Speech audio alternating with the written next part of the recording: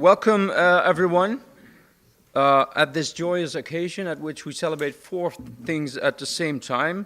The centennial of our university, the 50-year anniversary of our faculty, the public mission of the university in general, and the way the work of Professor Craig Calhoun has contributed to that public mission in particular. We will have little time to do all of this, so I should like to start as soon as possible. My name is Willem Schinkel. I will chair this morning's session. I will tell you more about it in a bit, but first I'd like to introduce Professor Henk van der Molen, Dean of our faculty, who will open today's symposium.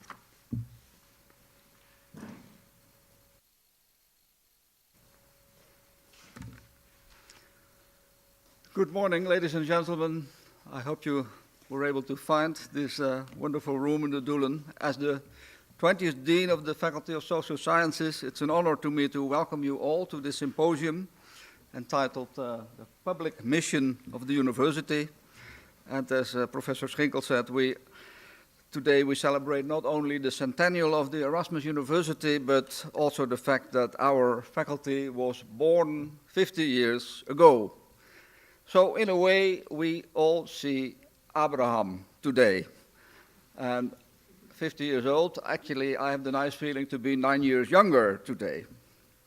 We have organized this symposium because the faculty has the honor to offer its honorary doctorate this afternoon to a world-famous sociologist, Professor Craig Calhoun. And of course, I wish him a very warm welcome. We are proud to have you here. Another very special welcome to the honorary promoter on the first row, Professor Godfried Engbersen, and to the respondents to the keynote lecture of Professor Calhoun, Dr. Noortje, senior lecturer at Goldsmiths College, University of London, and Dr. Gabriëls, lecturer at the University of Maastricht, and, well, somebody also has to be welcomed, Professor Schinkel of our own Department of Sociology, who will be the moderator today.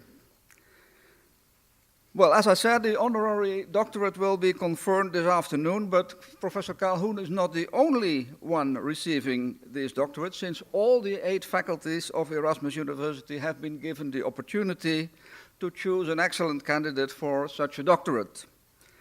And I have understood that during the ceremony this afternoon, we will see all the candidates and the honorary promoters starring in short movies. Before I introduce Professor Calhoun to you, let me go with, as we say in Dutch, 7 league boots through 50 years of our Faculty of Social Sciences. In 1963, Professor Jacques van Doorn started to build the very first program in our faculty, an undergraduate program in sociology, leading to a doctoral diploma. This founder, who we have honored with a special Van Doorn chair, occupied last year by Professor Kees Schuit, used what he called the Rotterdam formula in setting up the first sociology program.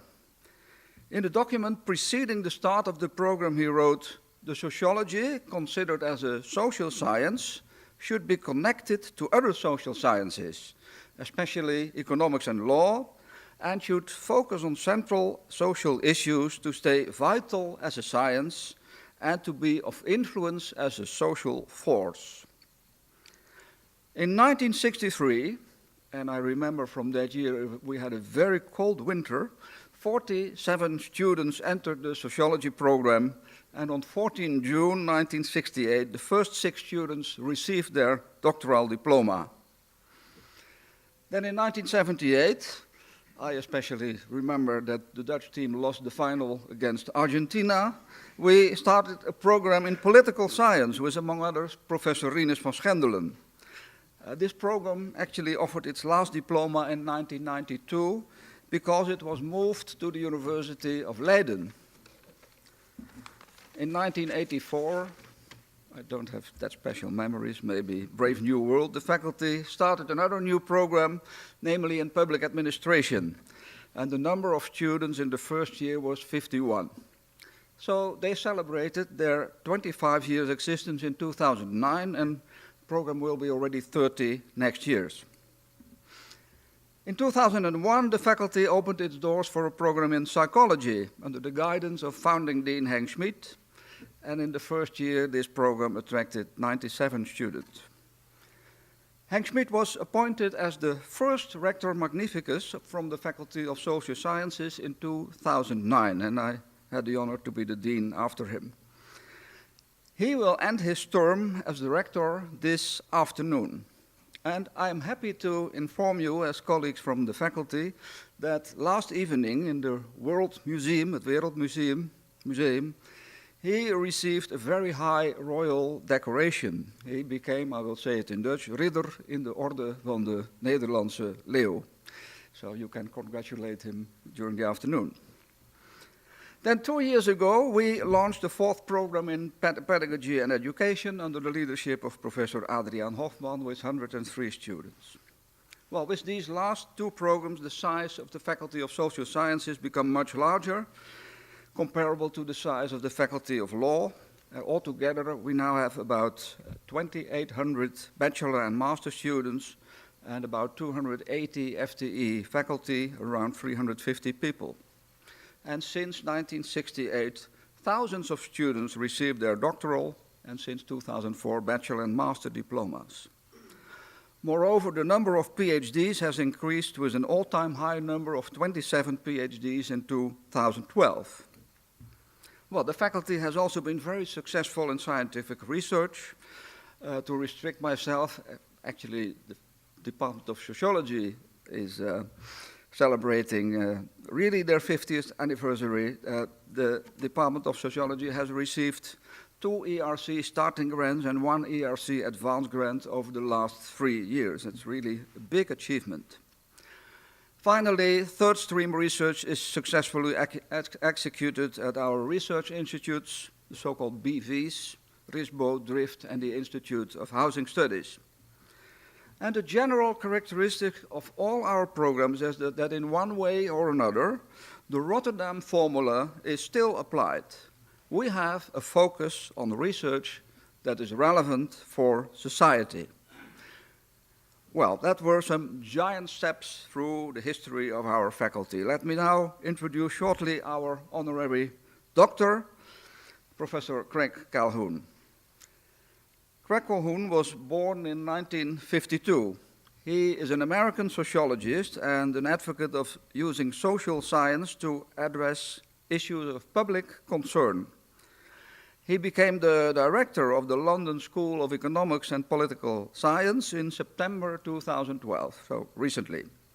And before, he was president of the Social Science Research Council, and he was university professor of the social sciences at New York University and director of New York University's Institute for Public Knowledge.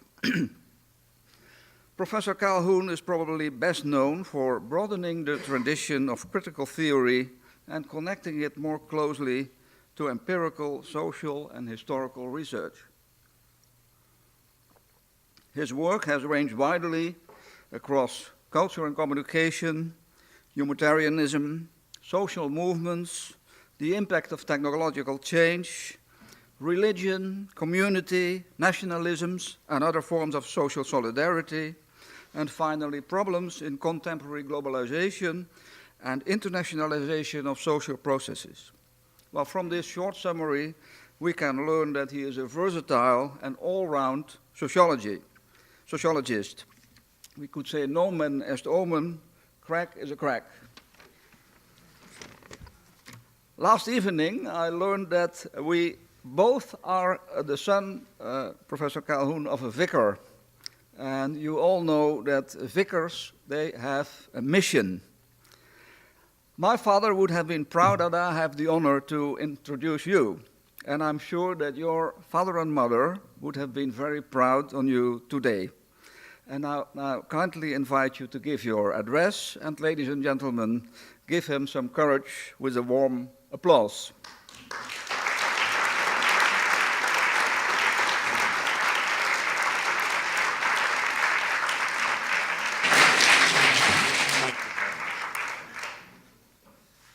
Well, I'm grateful for those kind words of introduction and welcome. I'm grateful that you applauded before my talk. that exempts me from having to conform to high standards. I'm grateful to be here and a part of this wonderful occasion, the 100th anniversary of Erasmus University. And we might remark, as indeed we've just been told, also the 50th anniversary of a process of expansion to include a fuller range of faculties and not only a larger size, but I think a commitment to a larger public impact. And this is what I want to speak about, the public mission of the university. One might ask, why a mission? And I will say something at the beginning, at the end, but the answer is only partly because I grew up the son of a minister, a vicar, and only partly that sense of mission, but indeed partly the idea that we have a purpose in our lives, that we do things because we have a commitment to some values or larger purpose, is something that was often made central to a religious orientation to life, but is not uniquely religious. And I think universities are one of the settings in contemporary society in which an exploration of this idea of our purposes, of what we make of our lives, is carried forward. And one of the places it becomes salient for secular society. But I think mission matters also in more institutional ways. I think that it's important to think about the purposes that we have for universities, to think of universities as a project, not just an inheritance or an entitlement. Academics are prone to think of universities sometimes as a kind of entitlement. We did very well on our exams as students. Therefore, we should be allowed to continue to have time for reading or research or arguments in coffee bars.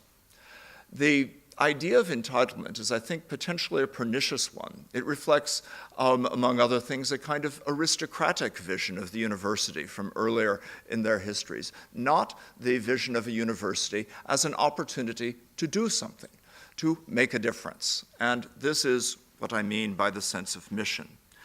Finally, though, by a sense of mission, I mean that individual universities, not just the university as a large social institution, all the institutions that have that name in their title, but individual universities may take on some specific sense of purpose.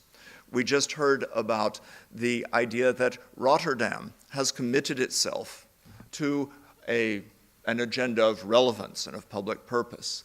I think that universities are apt to forget this, and I'll say a bit more about that. I think there are great standardizing pressures on universities, and the ability to choose in an individual institution, to choose a particular way of working, an emphasis, a style, a set of contributions, becomes difficult. And I'll say more about why as I go on.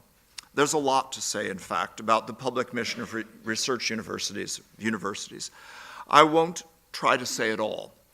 I want rather to put the issue on the agenda to suggest why it's different from the sum total of private contributions or goods that universities achieve, and to point to a few of the challenges and opportunities we face. I hope that there can be some conversation to follow, because although it is a feature of universities to hold lectures, and although as academics we are trained to stand up and talk for 50 minutes at a time, universities may have their truer intellectual identity not in lectures, but in conversations and arguments. And I hope that we can continue afterwards with discussion, and I'll leave enough time. This talk would have meant something different, something very different, 40 years ago. Not to say 50, but specifically 40. 40 years ago, 1973, I was a student just making the decision to be an academic. And universities were at the center of large-scale protest movements. I don't know if those first 6 students at Rotterdam were among the protesters. But I do know that the Netherlands was not exempt from this era of widespread protest. Some of the issues were external to universities, an end to the war in Vietnam, say, or early stirrings of the environmental movement, or the avoidance of nuclear confrontation, East and West. But the university was at the center of protests and engagement, partly just because that's where students were, congregated, and intelligent, active young people are often core to social movements. But the university was also the object of protests and the object of an active engagement as students called for curricula to be more relevant and called for change in the ways universities worked as an agent of social reproduction, crucially in terms of class, but also more broadly in terms of other kinds of social inequality and in terms of culture. Since the early 1970s, universities have indeed pursued relevance of a sort, but not entirely of the sort envisaged by those protesters 40 years ago.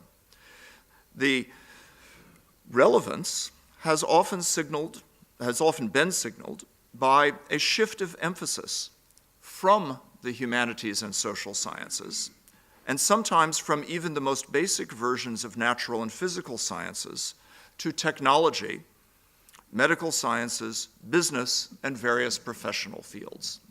In other words, the search for a public relevance, the search for direct contributions in universities has been shaped less by the ideals of the earlier university or of the 68 to 73 kinds of era than by a turn in the world towards a set of concerns for economic prosperity, for careers, and for property, wealth. Universities remain central to the reproduction of the class structure, and there has actually been a dramatic intensification of inequality. In the 1970s, to speak of the public mission of the university might have meant to address the university's role in progressive social change.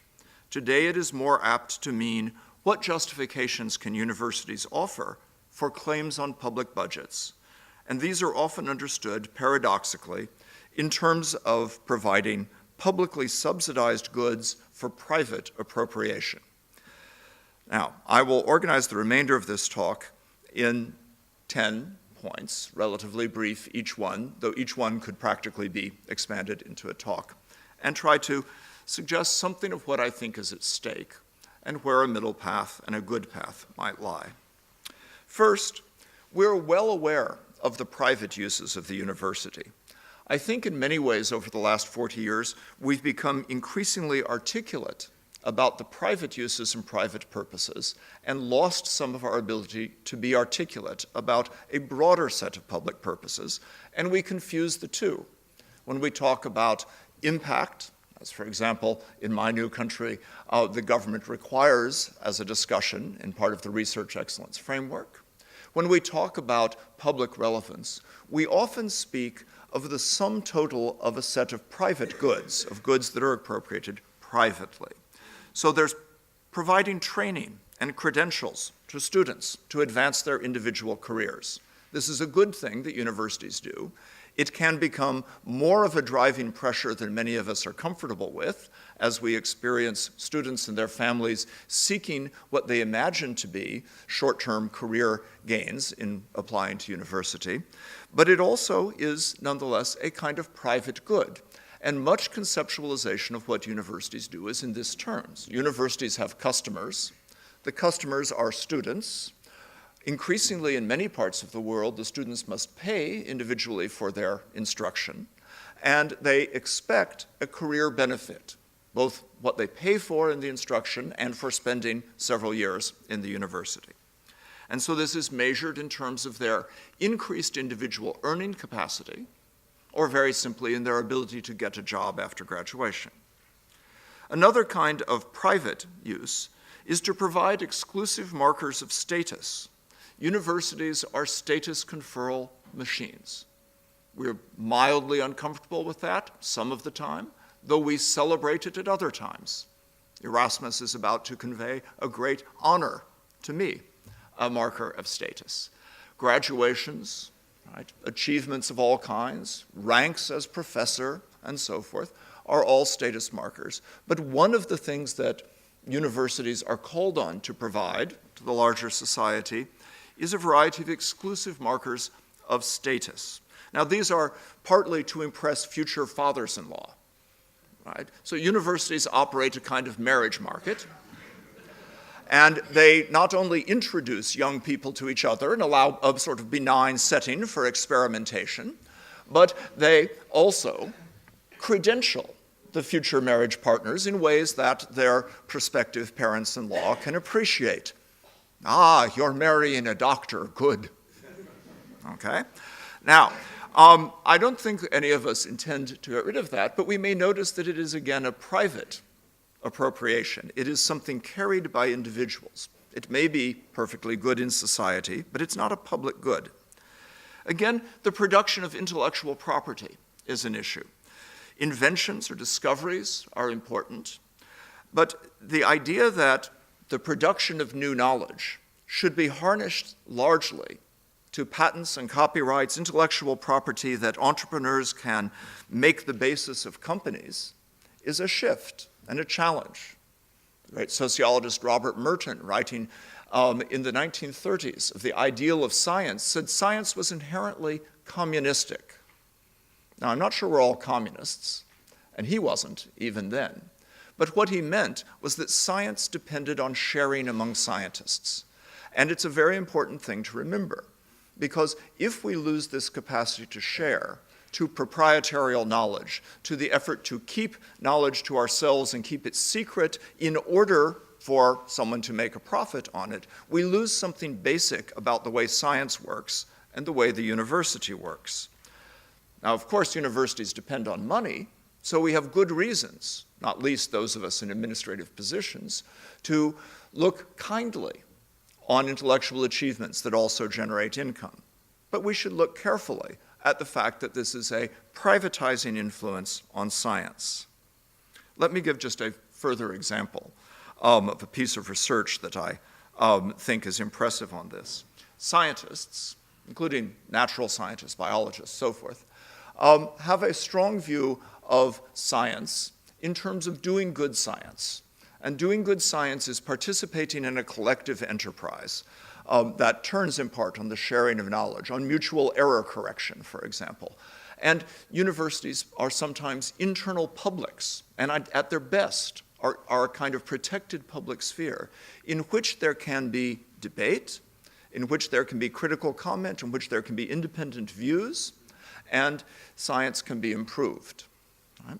Now, subscribing to ideals of science, that, for example, the best work always wins, that the intellectual arguments are the basic ones, is challenged in some settings by private appropriation. What I want to point to, and I want to cite a bit of research, this one by Walter Powell and Jason Owen Smith, is that universities themselves may become problematic hosts for this kind of public interaction. The Powell and Smith research concerns biotechnology. And what they find is that scientists in universities report more concern for the private control of their research, less willingness to share knowledge and skill than scientists in corporate settings. It's a surprising fact because the assumption is that the universities are inherently about this public knowledge. But the reality they find is that scientists in universities are very concerned with things like who is the first author, which lab team gets the discovery first and the basic credit and the chance to win a Nobel Prize. And there is, for example, less willingness of members of neighboring lab teams to help each other out in university settings than in corporate settings. Now, corporations are focused on one kind of private appropriation, but internally, partly through means like profit sharing, they create mechanisms to encourage everybody to help each other out more. Partly they are more flexible about the way reputations work.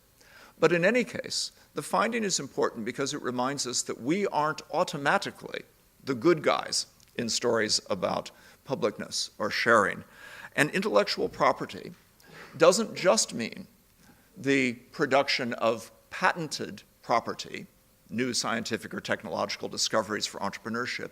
It is what we all claim when we claim to be the first, when we demand a sort of credit for our work, right? And it produces a variety of challenges in relations between professors and postdocs and students when there's not fair enough sharing of credit, or simply a competitive atmosphere.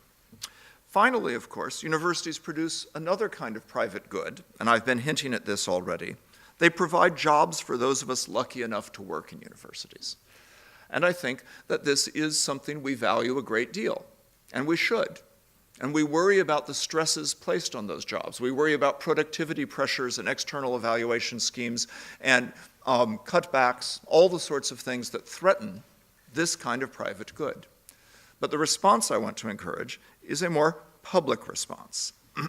Now that we are more articulate about the private goods, for example, that we are clearer about what we offer through providing students with degrees that are marketable, than about the public goods produced by universities, isn't just an academic fact about us. It reflects a broader change since the 1970s.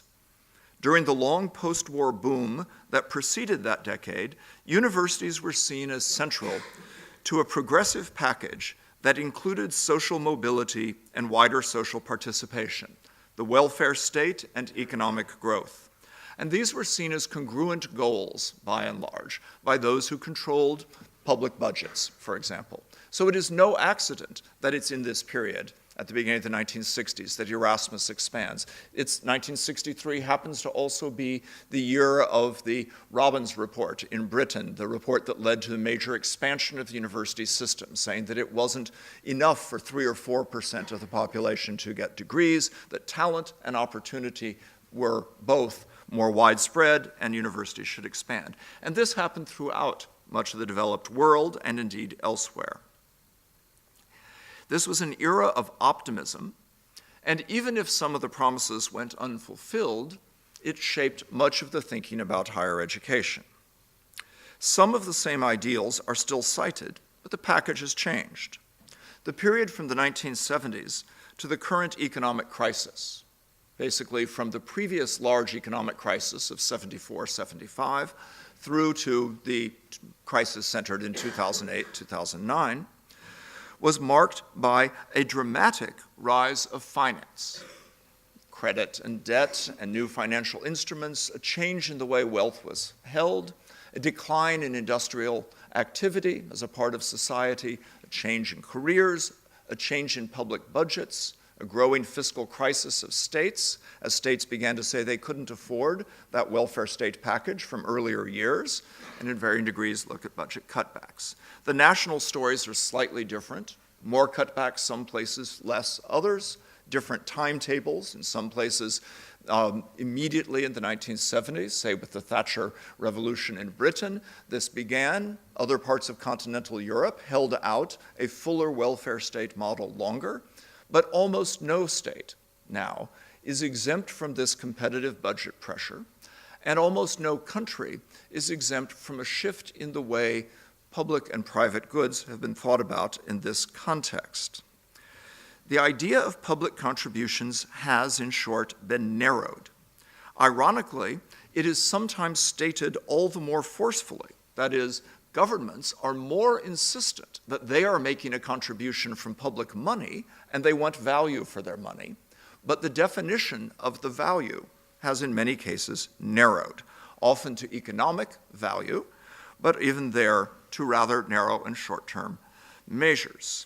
So economic growth in general and economic success appropriated by individuals through career-oriented education and credentials, but also technologies and discoveries that, for example, enhance health or other aspects of well-being, become central to an idea of the way in which universities provide value in return for public money. And the public interest comes to be reflected only in notions of how much subsidies should there be and how much value do we get back. And fairness. Can public money be accompanied by regulation to make sure that universities are fair, that they are relatively equal in gender terms, for example, or in different regions of the country or something. Now, knowledge is a public good almost inherently. Not quite, because you can restrict its circulation, but knowledge has a strong basis to be a public good. The core economic sense of a good which is not used up when it's shared. Okay? A good which is non-rivalrous, Paul Samuelson's famous phrase, right? That when others have some of it, you don't lose what you have. Now, it's interesting that is a feature of knowledge, and it would imply that we would want to share it as widely as possible, since we don't lose anything by the sharing. Each of us who is a teacher is engaged in one version of that sharing. But at the same time, other features of the higher education system, its organization, for example, in the provision of status markers, first class or second class degrees, 9s or 7s or 6s, right? Its organization in terms of career credentials, licenses to be able to practice something, all create a reorganization of this away from that ideal of comprehensive sharing, and so do things like league tables and rankings, and the idea of positional goods. So what I want to introduce is simply the idea that there's a core notion of knowledge as a public good. I'll say a little more about this. But against it is, on the one hand, the notion of a private good, things that are appropriated privately, and on the other hand, the notion of a positional good. That is something that we have by virtue of our comparison to someone else. A brief excursus on this. How are universities like single malt Scotch? Well, they're both good, of course, but it's more than that. A study in the United States of the cost of universities finds that in this period that I'm speaking about, the 40 years from 1973 to today, the price of education didn't vary with inflation. It varied with the cost of luxury goods like single malt Scotch and Rolex watches. Okay? That is, it was sold to an audience that was buying a positional good, a luxury good in a way, but a positional good. Because single malt Scotch isn't just tasty. Part of the point is other people are drinking ordinary blended Scotch, and you have the good sense, the cultivated taste, to drink single malt Scotch. It's very much like the way that wine consumption has become a competitive exercise in being able to talk about wine. It's not enough to taste it and enjoy it. You must give competitive speeches to your dinner companions to prove what you know about wine, and then you must order at 50 or 75 or 100 or 1,000 euros a bottle. Right? Now, right? Most of us academics don't order the 1,000-euro wine. A few traders in the investment banking and bond markets in London and so forth have been famously ordering this wine just before the crisis. But the point is that there is an extended hierarchy, right, which is based on positional value. A very large part of the basis for the cost of the single malt whiskey or the more expensive wine is that it is exclusive and that you have to show yourself both able to buy it and able to appreciate it. Okay? And universities have become uncomfortably like this, more in the United States than in Europe so far, but some European policy designed to have universities that are competing with American ones in league tables and so forth, has some of the same potential to turn university education into a positional good, something that we have mainly to have a better version of it than other people. Okay? Now, this is not something that I think can easily be dismissed. As the director of the LSE, I don't say, who cares about rankings? I don't mind if we fall to 50th. Okay? No, I'm very pleased to be highly ranked. But I think that there's a basic issue about what our purpose is. Whether the ranking is in some sense a byproduct of that, you're doing well at your purpose and you happen to be highly ranked, or it becomes your purpose. And that's the positional good issue. So universities are engaged in knowledge production, and knowledge can be a public good. I think in many ways should be a public good. That the competitive credit seeking of science can be a motivation that encourages us to produce more knowledge and relatively benign, or it can begin to be tied into a private system of appropriation and be a problem. This is a set of issues that appears in many terrains, and let me just evoke some of the breadth of it. Right? I've already suggested we have the idea of a public good in this primary sense of unimpeded and non-rivalrous access, but there are other senses. The idea of public importance and the idea of being a good most effectively advanced in public. And this is where I think some of the risk comes for universities.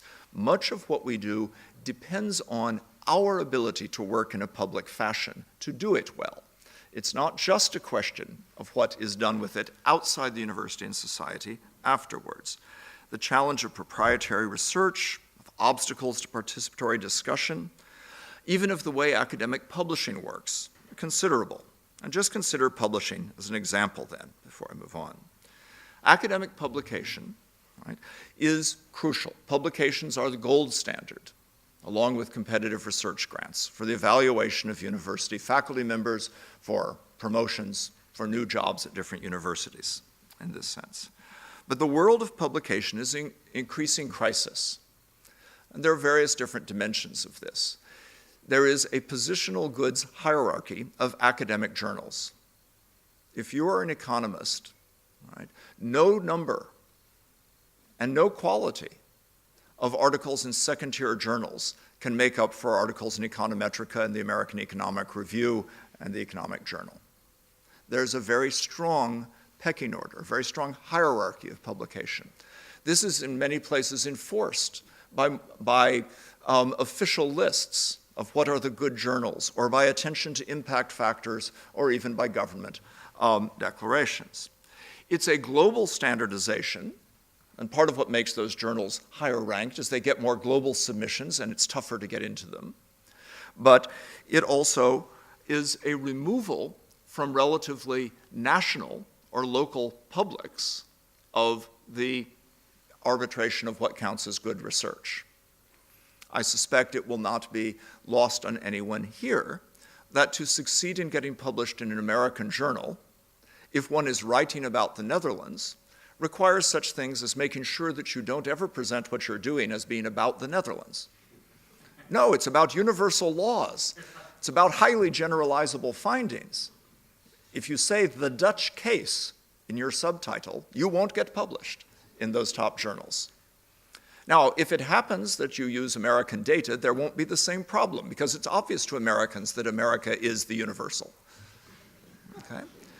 But what it means is that having a hierarchy of journals that privileges a few global journals, disproportionately American, as the most prestigious, has an effect of skewing the knowledge that is being valued most in the review process. Beyond just this national question about it, this impedes the way to a more open access. There is tremendous technological potential today to share knowledge better and more widely. And we have an interesting tension between the prestige and the career value of publishing in certain journals and the possibility of sharing knowledge in an open access format. And we have debates about how to have open access. Open access is now something nobody dares speak against, but people act against it. Right? So, for example, a proposal on open access, and a debate about open access in Britain, to a lesser extent the US, although the US is about to catch up on this, is referred to what it calls gold and green open access. The same debate is emerging in the European science establishment. Now, gold access has to do with a wider open access, right? That is, and a faster open access. So the idea of gold is that as soon as work is accepted for journal publication, it's made openly available. Okay? Green has to do with the idea that there would be some sort of delay and that there might be some sort of restrictions, but mainly delay is the issue. This varies with science. Now, why, you might say, are we having this debate? Right? I don't actually want to take sides in gold versus green open access. I want to try to say the debate is cast in a way that reflects the problem. The short version of that is the assumption that journals need to be paid to provide work open access. That is, you must keep the same positional goods hierarchy of journals, but pay Econometrica and the American Economic Review to make articles open access. If you allow them the property right to have restricted access for 1 year or 2 years, then they can sell that and defray their costs, and the government doesn't have to pay them as much. If, on the other hand, right, it becomes immediately open access, then the payments must be higher. The journals are very largely owned by for-profit private companies, sometimes by professional societies, which actually depend on the journal profits to subsidize their work on behalf of their members in various ways. Okay? But the point here is that what blocks us from being able to proceed better to open access, what stops universities from saying, we should be the arbiters of knowledge, we can produce a review system, an editorial system that works to distinguish good work from bad, and we can make it available free to serve a public function, is actually a logic of private appropriation. And it's not just the profit-making character of the journal, it's our focus on the positional status goods of where we publish. Okay? So the Public Library of Science, an attempt rooted in the University of California system to produce an alternative open access journal publication, is up against a private library of science called for-profit journal publication. And we should recognize this in thinking about what's happened to knowledge production and whether it's serving public goods. Let me move on. When we think about impact and serving a public mission, and particularly when we're called upon to do this by governments, we're apt to think about public policy impacts. And I think this is important. So a basic way in which universities provide a public benefit is by giving an input into public policy formation. University academics advise policymakers. They advise sometimes private figures who are also engaged in public policy. As for example, in say the economic sphere, there's more and more private policymaking, right? Associations of businesses in a certain field that self-regulate and formulate policies, this sort of thing. It's a very important thing. This expert knowledge that academics provide, and this is sometimes paid. Consultancies sometimes made available free as a public good. Okay? I applaud this. All right? This is an important remaining public role of universities. But I want to add to it public debates. It's often less clear to policymakers who are funding universities and to others that the public contribution of universities is to have a better informed public debate, not only to have expert knowledge in private helping policymakers behind closed doors. And it's important that universities make contributions to broader public debate, and that means seeing the users of the knowledge that universities have in social movements, in civil society organizations, in campaigns of various kinds, and in arguments above all. It's crucial that we conceive of our work not as producing entirely consensus, but as producing better informed argument. And here there's a tension, because there is a lot of pressure to try to produce state-of-the-art knowledge, implying that it will always be a consensus. Here is what the field believes. Here is what we have learned. And fields do have collective knowledge, but they also advance by arguments. If we are always in the position of trying to produce consensus-based knowledge, to present what has been agreed to, we are at risk of losing some of our ability to improve knowledge, because all scientific knowledge is provisional. And we sometimes fail to make this clear in public. Right? We wind up with public arguments that say, well, why should you believe in evolution? After all, it's just a theory. Right? A misunderstanding of what theory is, a misunderstanding of what scientists would mean if they say evolution is a theory. That is, they might mean that there is debate over one or another mechanism, but broad agreement about the whole overall idea. Okay? But the notion that if there is not consensus, then science is not to be believed is a relatively widespread public notion and dangerous for the ability of science, of scholarship, of academic work to inform public debate. And informing public debate means something different from taking sides in it. It means raising the quality of the debate by providing knowledge that can improve arguments on different sides of an issue, by making the debate more productive. It's also the case that universities are good settings for arguments. That is, that one of the great things about universities is you can have arguments in them. It's one of the oldest, most enduring features of universities, back to the Middle Ages and the famous highly organized disputations that were part of academic life, theological questions. And it continues, but I think we have to keep it continuing, and that means that we have to be willing to embrace argument and difference as part of how we work together. We do not have a proper internal public if we all agree with each other. Right? We have to disagree and have productive arguments to work. Now, it's the case that when I speak of public, I often have used it as a sort of generic term, the public, and we all do this. But we need to recognize multiple publics and a variety of further challenges that come from the fact that there isn't just the public. We have internal academic publics. Disciplines may function to some extent as publics. There are national publics, there are global publics, there are a range of publics. So people may reach different kinds of publics in various sense. I want to point in particular, though, to the tension between the rise of global English and the use of national languages all around the world.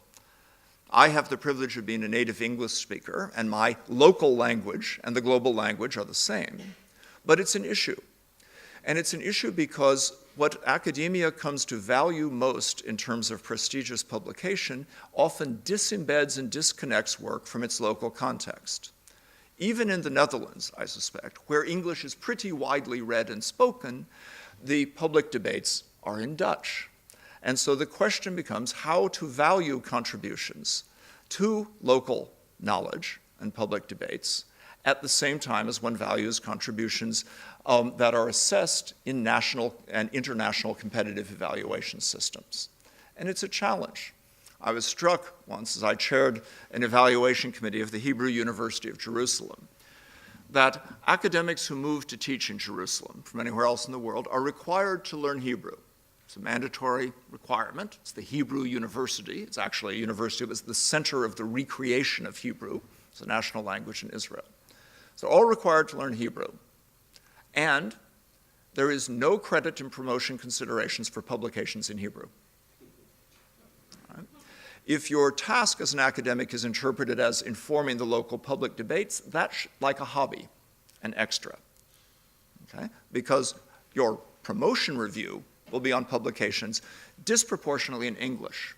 There is something called the Jerusalem Index, which ranks all the journals in different fields, right? And pretty much it says English is better than any other language, French is second, go down a list, right? American is better than British, British is better than Australian or Canadian, right?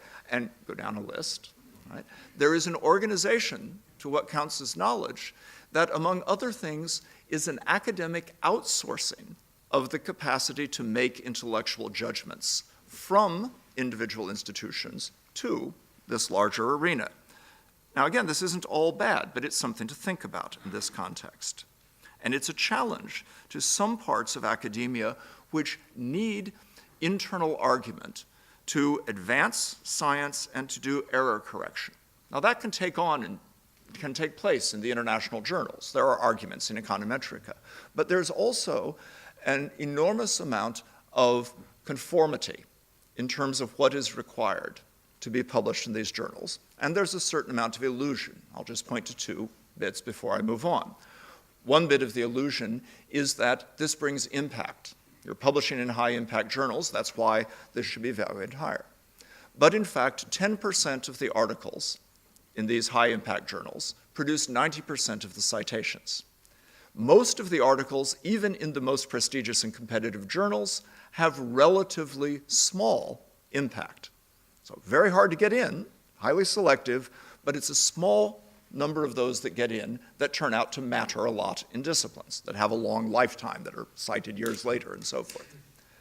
And part of the issue is that there is a high pressure to produce work that is technically competent, that doesn't have errors, but may not differ from conventional wisdom very much. It may explain an additional 1% of the variance in a model. Okay? It may make a contribution. Right? But work that challenges the model is more likely to be rejected, to appear in a less prestigious journal, to appear somewhere else. And this is an issue.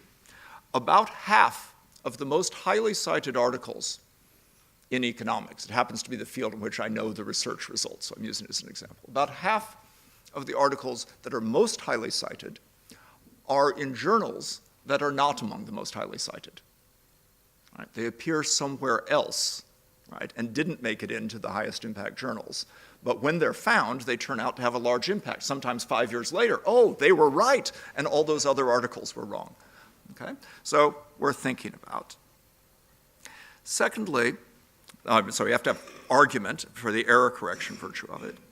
Secondly, there's an issue here about the growing number of fields in which there's extra academic knowledge production. One of the ways in which academic knowledge works these days is in a kind of co-production with people who are outside universities. And figuring out how to recognize this is important. The standard model of science from 50, 60, 70 years ago is at odds with this. The notion that there is a sort of pure knowledge that is produced in pure science, and then a process by which this gets applied and eventually becomes something very concrete. And it is passed outward from university-based academics to others. But in fact, one of the features of the expansion of the university system is that there are lots and lots of highly educated people in lots of fields. Access to data and ability to work on problems often involves a collaboration between people in and out of universities, and it often involves multiple purposes. So we need to account for that. Now, if advancing knowledge depends in part on its publicness, because advancing knowledge depends on criticism of knowledge and debate in order to push things forward, in order to correct errors, in order to promote new ideas, we need to think about how it's produced in this context. And I want here simply to stress how important problem choice is. That is, we spend a lot of time focused on methods, the theories people use, on findings, but a lot of the action is in problem choice, in formulating problems. And if we are in a situation where this is outsourced to grant-making agencies, then we are sort of chasing externally formulated problems, trying to adapt in many ways to problem formations. Almost every national science funder has shifted in some degree from investigator-driven research to setting goals, targets, topics for research from within the research agency. Right? So from saying that we will have peer review of investigator-initiated research, which simply tries to find the best research and support it, to saying, oh, well, we've agreed the 3 big problems are 1, 2, 3, researchers must submit on those problems. This, again, is externalizing something from the intellectual debate, and it creates a problem because part of the creativity of science is in reformulating the problem, in thinking about what's going on, in understanding where the issue lies, and we lose something there. A further loss is when this gets harnessed, as I've already hinted, to an audit culture, to league tables and rankings, to an idea of generic excellence. And there is a lot of talk, actually I've been very pleased in the last 2 days at Erasmus to hear almost none of it, of generic excellence. Erasmus actually has done an admirable job of avoiding this, which I applaud, but there's a pretty widespread tendency to just assume there's more excellent and less excellent, that there's some hierarchy of this generic excellence, and that we can know what excellence is without knowing excellence at what. And this is problematic in universities. It appears in things like the Jiao Tong, the Times Higher Education, the other major rankings of universities, which pull together a variety of figures, and they may make more or less sense, but which tend to produce an idea that there is simply a hierarchy of universities, and that position in that hierarchy is the crucial determinant. As I said about single malt Scotch, that's problematic in various ways, but it also leads to a tendency to substitute short-term for long-term work. It tends to university evaluation systems which essentially ask, what have you done for us lately, rather than have you done things of enduring importance. And so the tyranny of the rankings can be a problem. Advancement of knowledge isn't our only task, or rather, creation of new knowledge isn't the only public issue for us. It's also the capacity to know. That is, the very ability to know, to think, to analyze, to work. So research is very important, new knowledge is very important. That's what we tend to evaluate in promotions and hiring. But so is scholarship, so is knowing.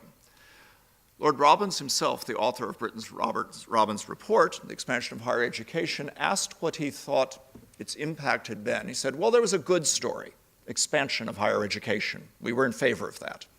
It was one of our recommendations. They didn't follow our second recommendation. Beware of specialization. Make sure that expansion includes some countervailing forces to prevent it becoming academics talking to each other in ever narrower closed circles of specialists.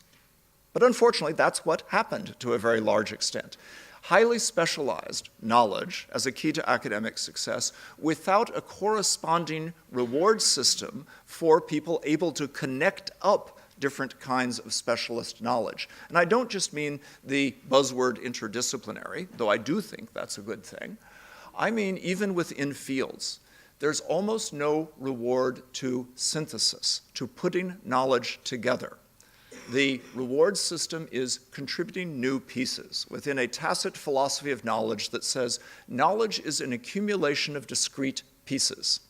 You should pile up many discrete pieces, like having lots of marbles, rather than knowledge is based on integrated ways of thinking, right, that enable you to know and understand facts and the accumulation of previous knowledge. Moreover, universities have a big role in preserving and rethinking as well as discovering. And I just want to note in passing, this is the role of libraries, for example, and of lots of scholarship in universities, and I think it's a role that's at risk. I think universities are at risk of giving up this role in being a part of the preservation of knowledge because it's expensive and it's not tied into the current evaluation metrics or easily marketizable. Well, we can get online access, and they have a library somewhere else. Now, it's true that online access can substitute for and greatly expand what's available in physical print copies. But it's also true that someone somewhere has to be valuing the preservation of knowledge and valuing scholarship and the capacity to know and think. A lot of this comes back to money questions, adjusting to reduced government support, but also what there is private support for. And increasingly, the flexibility of universities everywhere, even those that are state-supported, depends on their capacity also to command private support. And this creates challenges. I think there's no way around it. I think universities should embrace this. I think there's no point whining and saying, oh, we wish we still had all the public money we need. But there's a big point to thinking about how you use private resources, how you manage the need to develop private resources, and what it does to the public mission of the university. These are largely challenges that universities aren't facing very much. Right? They're trying to take the money where they can find it, and they wind up drawn to technical and career-oriented fields at the expense of fields that are not technical and career-oriented. A critical perspective is part of what universities maintain. And this is another thing that is challenged by a sort of client-oriented fundraising approach in universities. That is, if very few corporations, I don't know, maybe you have some, I find very few corporations come to the London School of Economics and say, we would like a critique of our way of working, and we're prepared to pay you a large amount of money to produce it. In fact, it hasn't happened at all yet. Okay. Now, it's not that there is no self-critical side to corporations, and people do ask about their strategies and whether their strategies are sound, about whether they've adequately predicted financial markets or other sorts of things, not to make a caricature.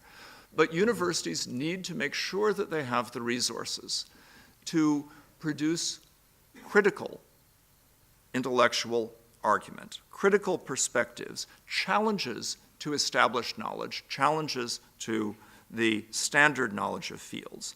And these include historical perspective. So I'm very worried about challenges to the humanities. around Europe, in the United Kingdom, in the US.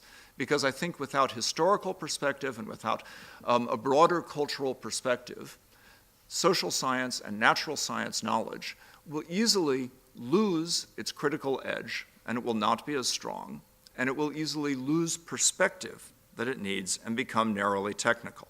Global comparison is the same kind, but here there's a good trend, something to celebrate, not worry about entirely, although it has challenges, which is our ability to compare what goes on in different places and learn from that. And universities have gotten much, much better at this during the same 40-year period as we've gotten more global. But all of this has to do with thinking not only about what we think we know, but about, if you will, the conditions of possibility. What could be true and what other questions need to be asked to test it. You'll be glad to know I'm getting to the conclusion. And I've saved one of the most important things to say at this point. Education is at the center of what universities do.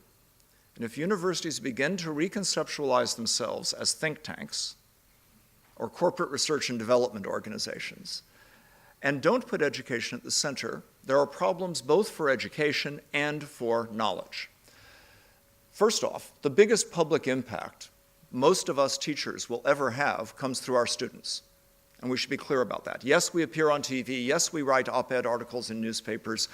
Yes, occasionally we write that rare article that is cited 10,000 times. And even that's not a very big public, you have to admit. Okay? But, right, the biggest impact most of us will have is through the students we teach year in, year out, and how they will think, how they will confront challenges in their careers and as citizens, and what will go on.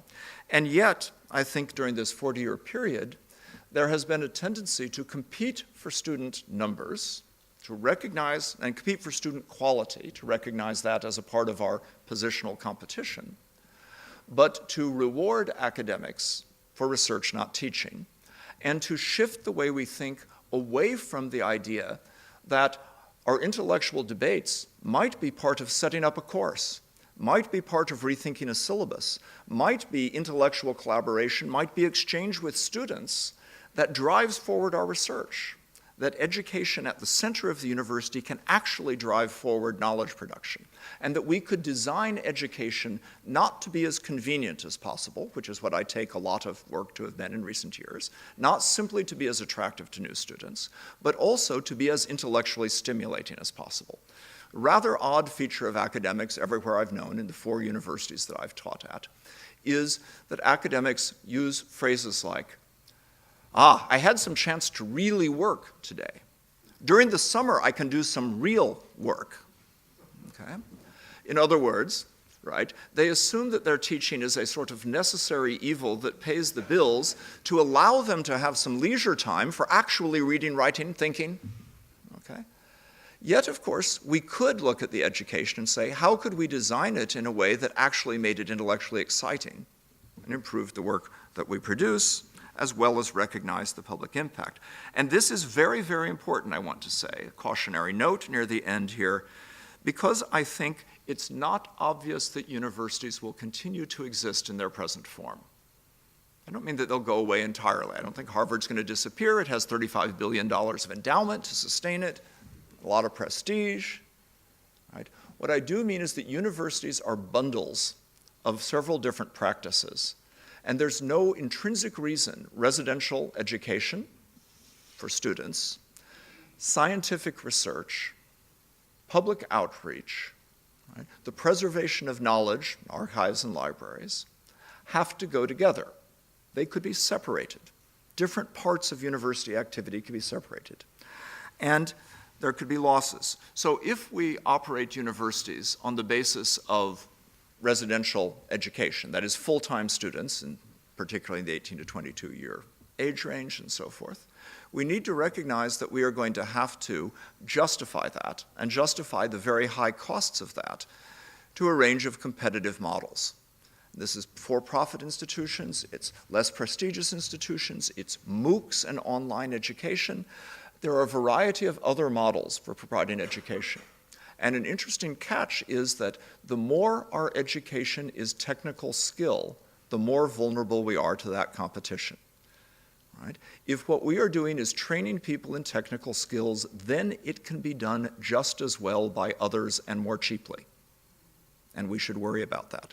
We had better be training people in something more than merely technical skills, educating them in a broader way, making it worthwhile to be a part of an intellectual community. I referred to the internal public at the university.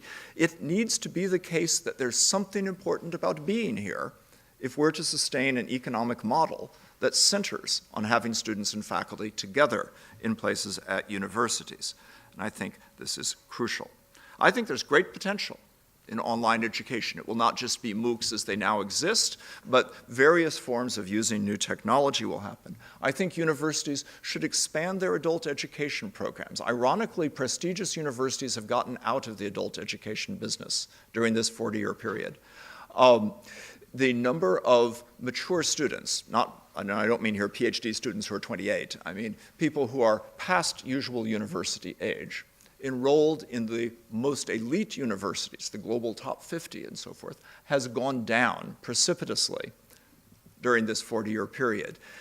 Education of adults has been farmed out to a less prestigious class of universities to a large extent. And yet this is a big growth area. People live much longer. They change careers often. There's a huge demand for education and knowledge. There are opportunities for that co-production of knowledge that I signaled earlier if you engage with professionals at mid-career. There's tremendous opportunities in adult and mid-career education that could be very important to the survival of universities if we're able to integrate them into our educational offering.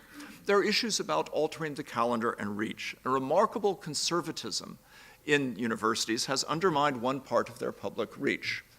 We are pretty convinced that the method of delivering education is lectures, small group discussions of some kind, tutorials, delivered on an academic calendar during 9 months of the year, with 1 or 2 lectures a week from each professor, some follow-up from the students.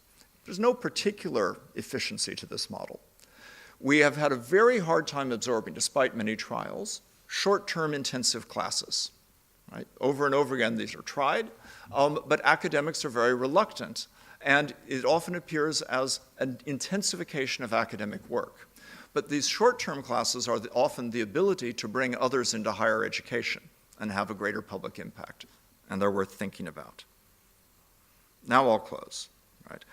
We take on all manner of secondary public obligations. And when we talk about the public impact of universities, we often talk about these. We encourage gender equality, environmental awareness, right? There are a variety of things that are public obligations, just as we have an obligation to be ethical in universities. But the publicness of universities needs to be not things we see as extra, but internalized into our core understanding of how knowledge is produced, preserved, shared, and enabled to have an impact. This is, I think, what we do and value. It starts with an internal public. The reasons why it's so important to be inclusive, to represent the diversity in the larger society, to have gender equality and so forth, are not a bunch of ethical extras. They're intrinsic to this very public mission of the university. They're core. They're not optional extras. The reason it is important to reach out to non-traditional students, to not let the competition for the highest status students in the positional goods lead to a selectivity that relegates less well-off students to the bottom of the tier, is intrinsic to the public mission of the university, not an optional extra. Back to 1973, that question that was asked, reproduction or change, is still relevant. We still work in institutions that are overwhelmingly engaged in the reproduction of existing social relations, and only very secondarily in the facilitation of a public conversation about what could change. We need to be semi-autonomous in order to do our intellectual work.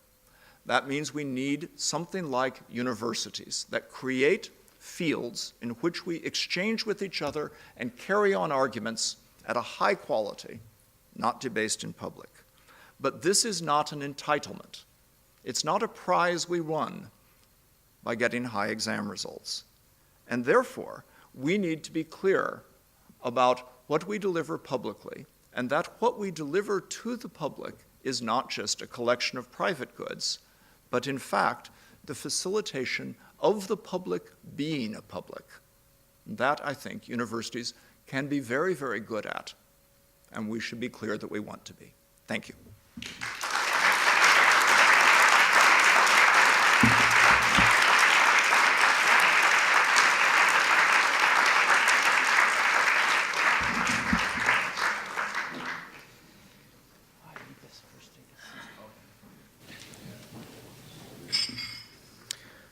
Thank you very much, Professor Calhoun. Now, lest there be a consensus about what you've said, we've asked 3 respondents to reflect upon your lecture, and I'll briefly introduce them in order of appearance. First, we have Noortje, who is a senior lecturer in digital sociology at Goldsmiths at the University of London. There, she is also director of the Interdisciplinary Research Center for the Study of Invention and Social Process. She's been a student of Bruno Latour, and as she just informed me, she has organized the first degree in digital sociology at Goldsmiths. Her latest book from 2012 is Material Participation, Technology, the Environment, and Everyday Publics. A second respondent is Professor Godfried Engbersen from our department here at Erasmus University. He is an expert on migration systems and has conducted various EU-wide projects on international migration. He's also one of the most well-known Dutch public sociologists. Although he was born in The Hague and supports the Ajax football team, he does this in a typical Rotterdam sociological way. He combines specialist scientific work with an engagement with both policymakers and a more general public. His latest Dutch book is called Fatal Remedies on the Unintended Consequences of Policy and Knowledge, and forthcoming from Oxford University Press is a book on irregular migration. Lastly, René Gabriëls is a lecturer in philosophy and sociology at Maastricht University. He has been a student of Jürgen Habermas and hasn't quite recovered from that yet. He is one of the most knowledgeable Dutch scholars on contemporary German philosophy, on which he recently published an edited volume, although, as he yesterday informed me, Walter Benjamin is not included, so I don't recommend it. He's also one of the most original thinkers in the Netherlands on issues of public interest, as he, for instance, combines work on critical theory with work on food banks in the Netherlands and Belgium. So I'll ask them to come forward in order, as just mentioned. And first, I'd like to give the floor to Noortje.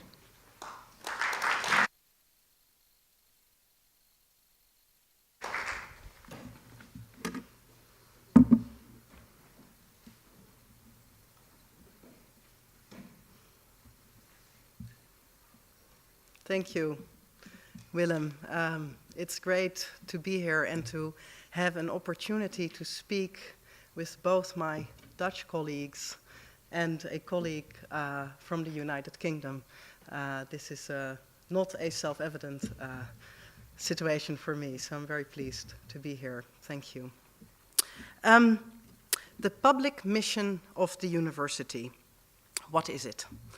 Craig Calhoun's work not only establishes the importance of this question, but also provides a number of audacious answers to it. One part of the university's mission, his work tells us, is to provide conditions for shared and free inquiry.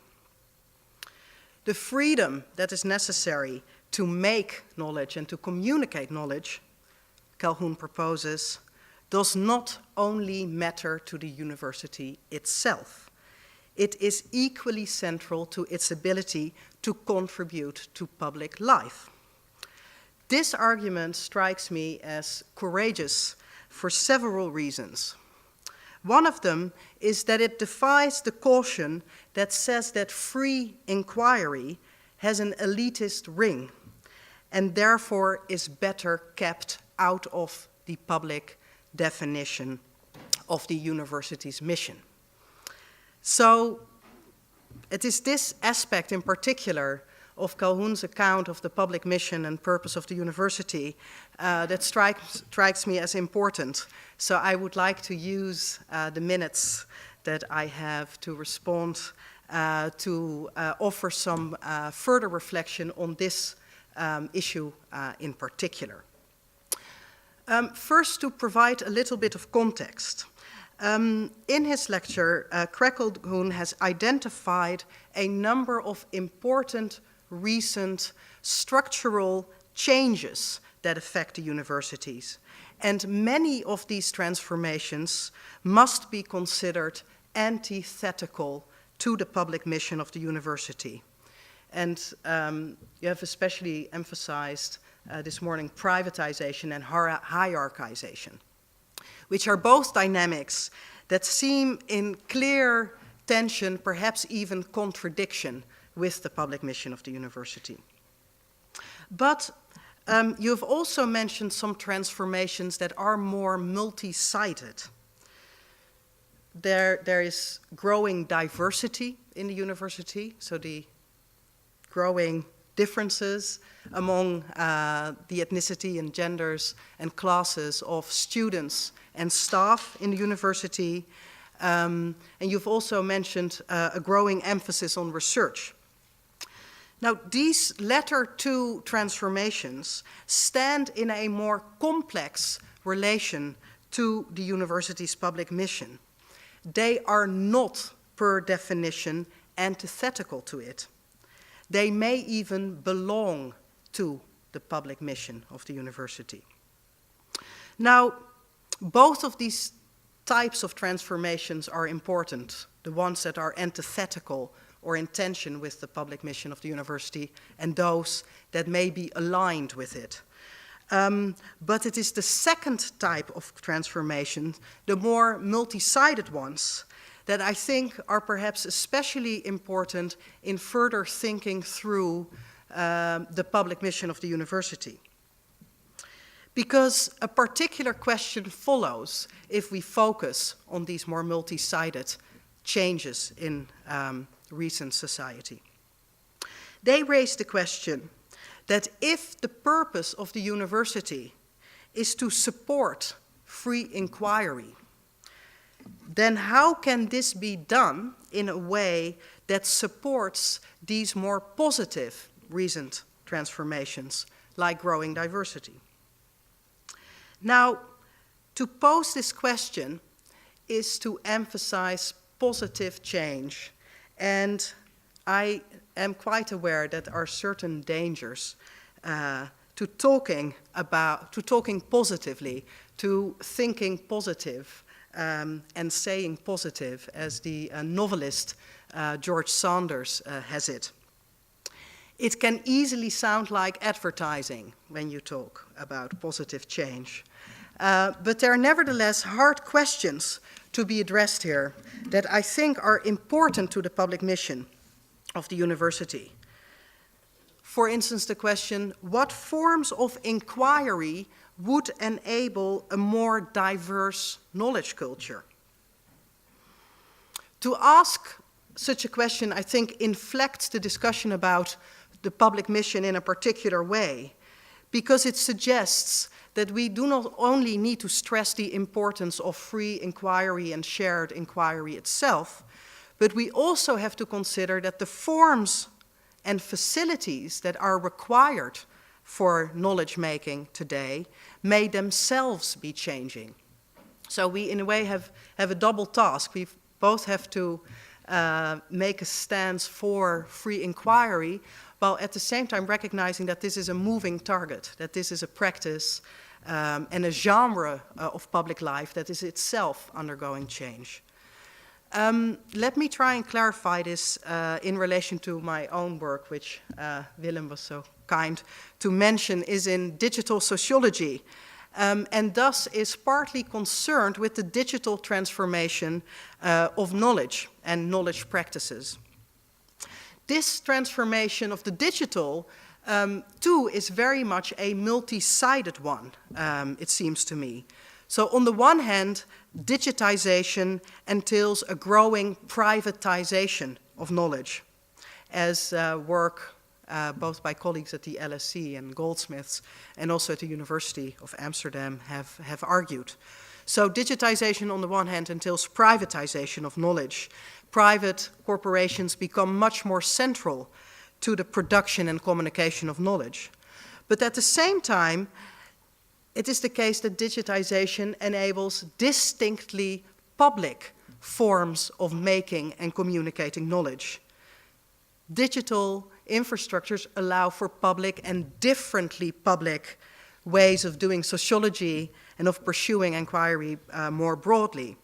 And this includes the public communication of research as part of the research process.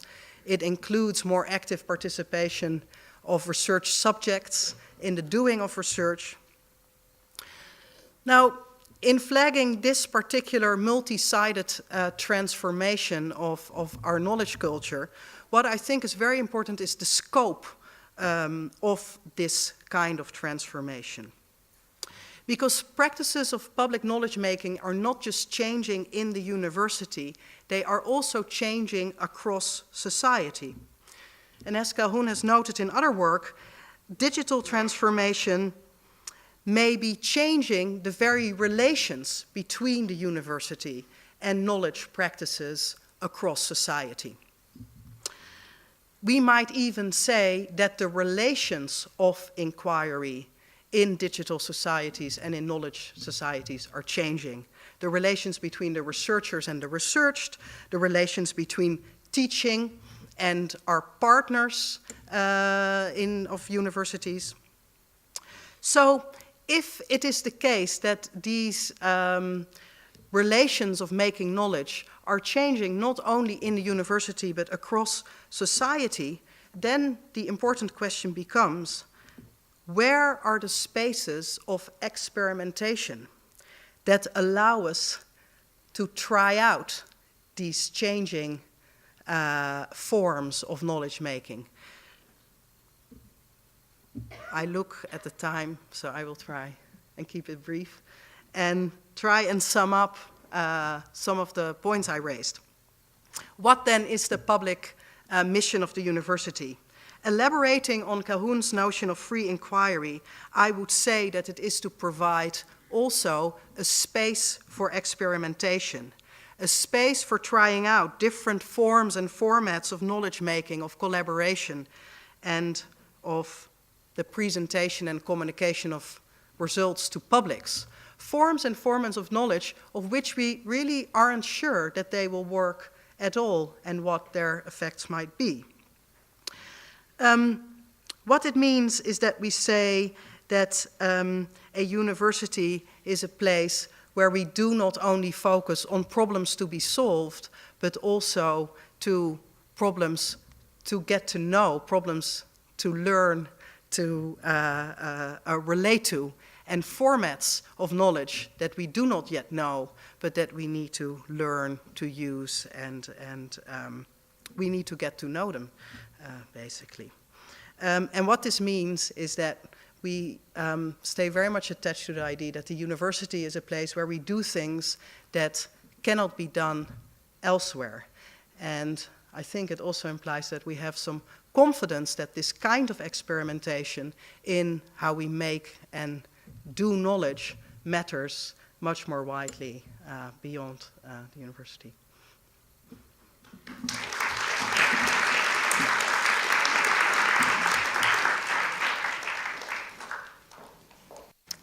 Dear friends, dear colleagues, it's really an honor and a privilege to respond very briefly in 5 minutes to the fascinating lecture of Craig Calhoun on the public mission of the university. And I will take the opportunity to say a few words about what's happening at Dutch universities, and also to say a few words about the trends within Dutch sociology and within our own department, because we're also celebrating our 50th anniversary. If you study what's happening in the Netherlands, you see a kind of what you may call a kind of silent transformation of Dutch universities. We still are, to an important degree, very public universities, with an increasing yearly inflow of students from 36,000 in 1995 to more than 56,000 in 2011. The tuition fees are rather low, so our universities are really very accessible for a number of students. However, what we see is three trends. One is a withdrawal of government funding, which makes it difficult to provide excellent education and excellent teaching. At the same time, we see an increased regulation of the research agenda. This is the top sectors as formulated by the Dutch Scientific Organization. You see the top sectors, and we see a marginal role for the social sciences. It's relegated, you know, to the sphere of the social infrastructure, which should provide, you know, should contribute to the top sectors.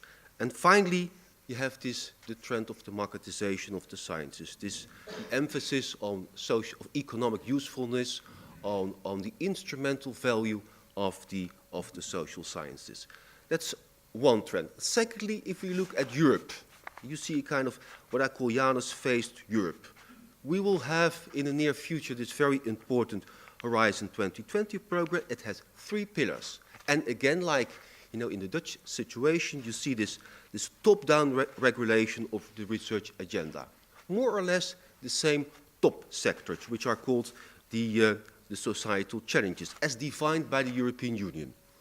And because of the European Parliament, they added the theme of inclusive societies, and that's of course is relevant for us. Second pillar, industrial leadership, and finally, again, it has this strong, emphasis on economic usefulness. And thirdly, and it's wonderful, the excellent science program, the ERC grants, and also Marie Curie. So, and it's paradoxical that the European Union, with its democratic deficit, provides, I think, the best facilities nowadays for academic freedom and free inquiry. However, of course, it's meant for a very specific group of scholars. If you look at our research funding, what I call it shows you the making of scientific salesmen. You have this famous play, The Death of a Salesman, but we as sociologists have become scientific salesmen. But it shows you, if you look at the funding of our research, and I'm very proud that as a very small department with about, I think, 20 people in our standard staff, we raised a lot of money, but we are becoming more and more dependent on external funding, and especially on Europe. But nevertheless, commissioned research is still very important, all kinds of hybrid forms of research. But the basic thing is we have become more or less totally dependent for our research on external research funding, and especially on the EU. The ERC grants are wonderful, and I'm very proud that we have 3 ERC grants in our department, but that will not happen every year. So we will be more dependent on the Horizon 2020 program, and we have to relate to these major social challenges. So what is the risk nowadays within Dutch sociology? I took the 2x2 table by Burway, the Division of Sociological Labor, and you see a strong emphasis nowadays on the professional sociology, which has a tendency of inward looking, to a certain degree to ignore the big and major social issues. And secondly, of course, we have to relate to the research agenda set by the Dutch Scientific Organization and the European Union. So these are the two genres within the sociology, professional sociology and policy sociology, which will become more dominant.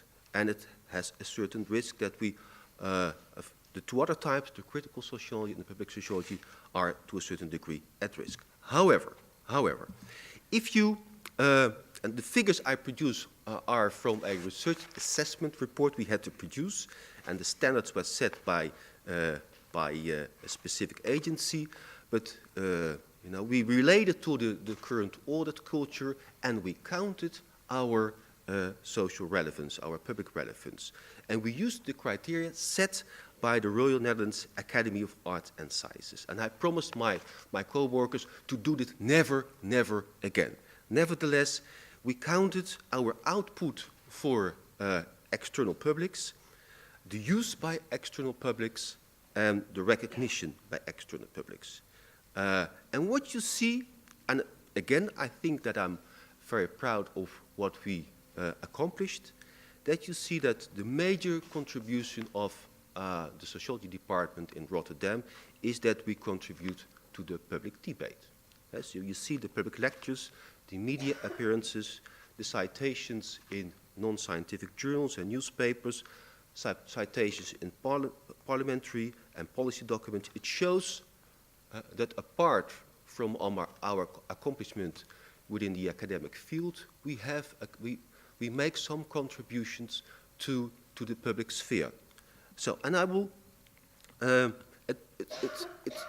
because of the contributions, we have to indeed to rethink our publication strategy. I'm very happy with the words of Professor Calhoun.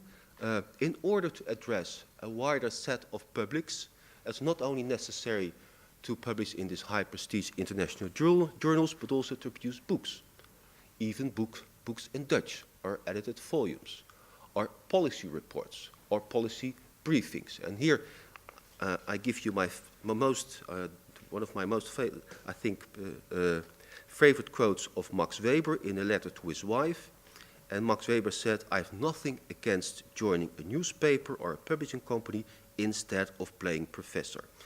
You know, it's nice to see that Max Weber, he contributed, for example, to the Frankfurter Zeitung, the Berliner Tageblatt, der Berliner Börsenzeitung, the Münchner Neues Nachrichten. And it was quite common. If you, for example, study the work of Durkheim or Marx or contemporary sociologists, or from Columbia, Paul Lazarsfeld, James Cole with his Coleman Report, they published these wonderful articles, but also they published books, policy reports. They had a kind of very diverse publication strategy. And I think it's necessary also to keep that. I conclude, and I took this from the latest book of John Brewer about the public value of the social sciences.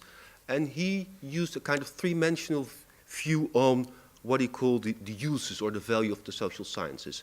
And of course, I think the most important is the first one, the normative value. That we try to raise, as Calhoun has said, the quality of the public debate on society, on a number of issues. About migration, about integration, about the future of the welfare state, family issues, childcare, on populism, on social movements, on environmental issues. That is the kind of the kind of work we produce. Of course, we also have this use value that we contribute to policy making, that we provide new conceptual schemes thinking about what's happening in society. We even have, I think, a price value in terms of the careers of students we stimulate, but also think, for example, of the work of Bourdieu, especially his work La misère du monde, in which he makes the argument that we can advise the policymakers to develop more decent and fair policies that reduce the cost of human suffering. Thank you very much.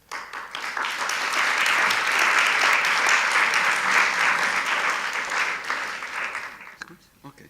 Ladies and gentlemen, it's really a great honor to speak to you, and especially I'm honored to speak also to Professor Calhoun. I have to make 2 points. The first point is a very simple one that has to do with the irrationalities already addressed by Professor Calhoun. You can only understand these irrationalities of the academic world if you also address capitalism. Maybe he very consciously didn't use the concept of capitalism, but I want to do that because my point is that you cannot understand the modern academic world if you don't address capitalism. So that means that you have to read Karl Marx, but also Max Weber, already mentioned by our friend Godfried Engbersen, but I was sure that he didn't really understand Max Weber because you have to address the new spirit of academic capitalism. Well, in order not to frustrate our Willem, I will skip 2 slides because they were about Walter Benjamin. I wanted to correct his ideas about Benjamin. What I will do, I will answer very quickly 3 questions. First, about academic freedom. How should universities look like? The second question is, why is there a gap between the ideal and the real? And the third question is what to do.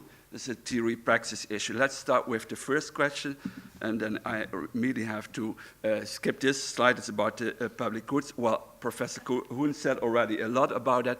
And the public goods embodied by the university, well, we can only secure these public goods by having an autonomous university. And autonomy of the academic world is a precondition to fulfill all these nice goods that we have to fulfill.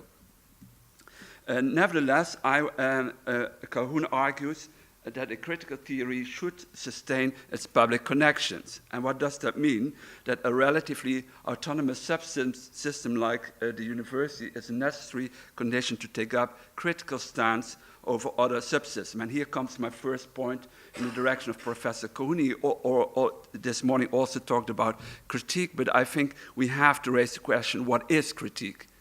And I think and that is really very important. I think there's a huge misunderstanding about what critique is. Well, if you study sociology, then you're trained to see critique mainly as criticizing your colleagues of presenting an incoherent paper or not applying the methods in an appropriate way. But I think critique is more than that.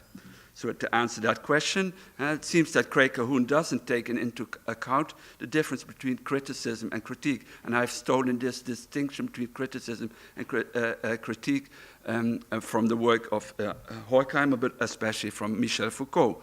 So criticism, that's what you were trained into here also in Rotterdam, but I think you don't have plenty of room if you stick only to Walter Benjamin and don't read the other Germans. You stick only to criticism, and that means not fundamental, only directed to adjustments within the current system. And if you're really critical, then you don't make the mistake that Godfried Engbersen just made about these values, because then you would address the tension between these values. I mean, the most irrational thing of capitalism is the relation between price and value, and that's what you can learn from Karl Marx and what Godfried still has to learn. Critique means fundamental challenges a capitalist world order in which people are exploited, marginalized, and humiliated. And Foucault gives a nice quote about it. Well, forget about only the last line. You should read. Critique would essentially ensure the desubjugation of the subject in the context of what we could call, I cannot read what this is, in a word, the politics of truth. And well, that means really fundamental that you criticize the whole society, and that means capitalism. That brings me to the second part. I also skipped for Willem's reasons the first slide, but I have to address especially one issue, and that's the relationship between democracy and capitalism, and also that implies if there is an incompatibility, as I think, between capitalism and democracy, you should also address the democratic deficits of the university system. In the Netherlands since 1997, due to Ritze, we reduced the democratic circumstances at university. That means the university in the Netherlands is a very autocratic regime. Academic capitalism implies, in fact, the commodification of scientific academia.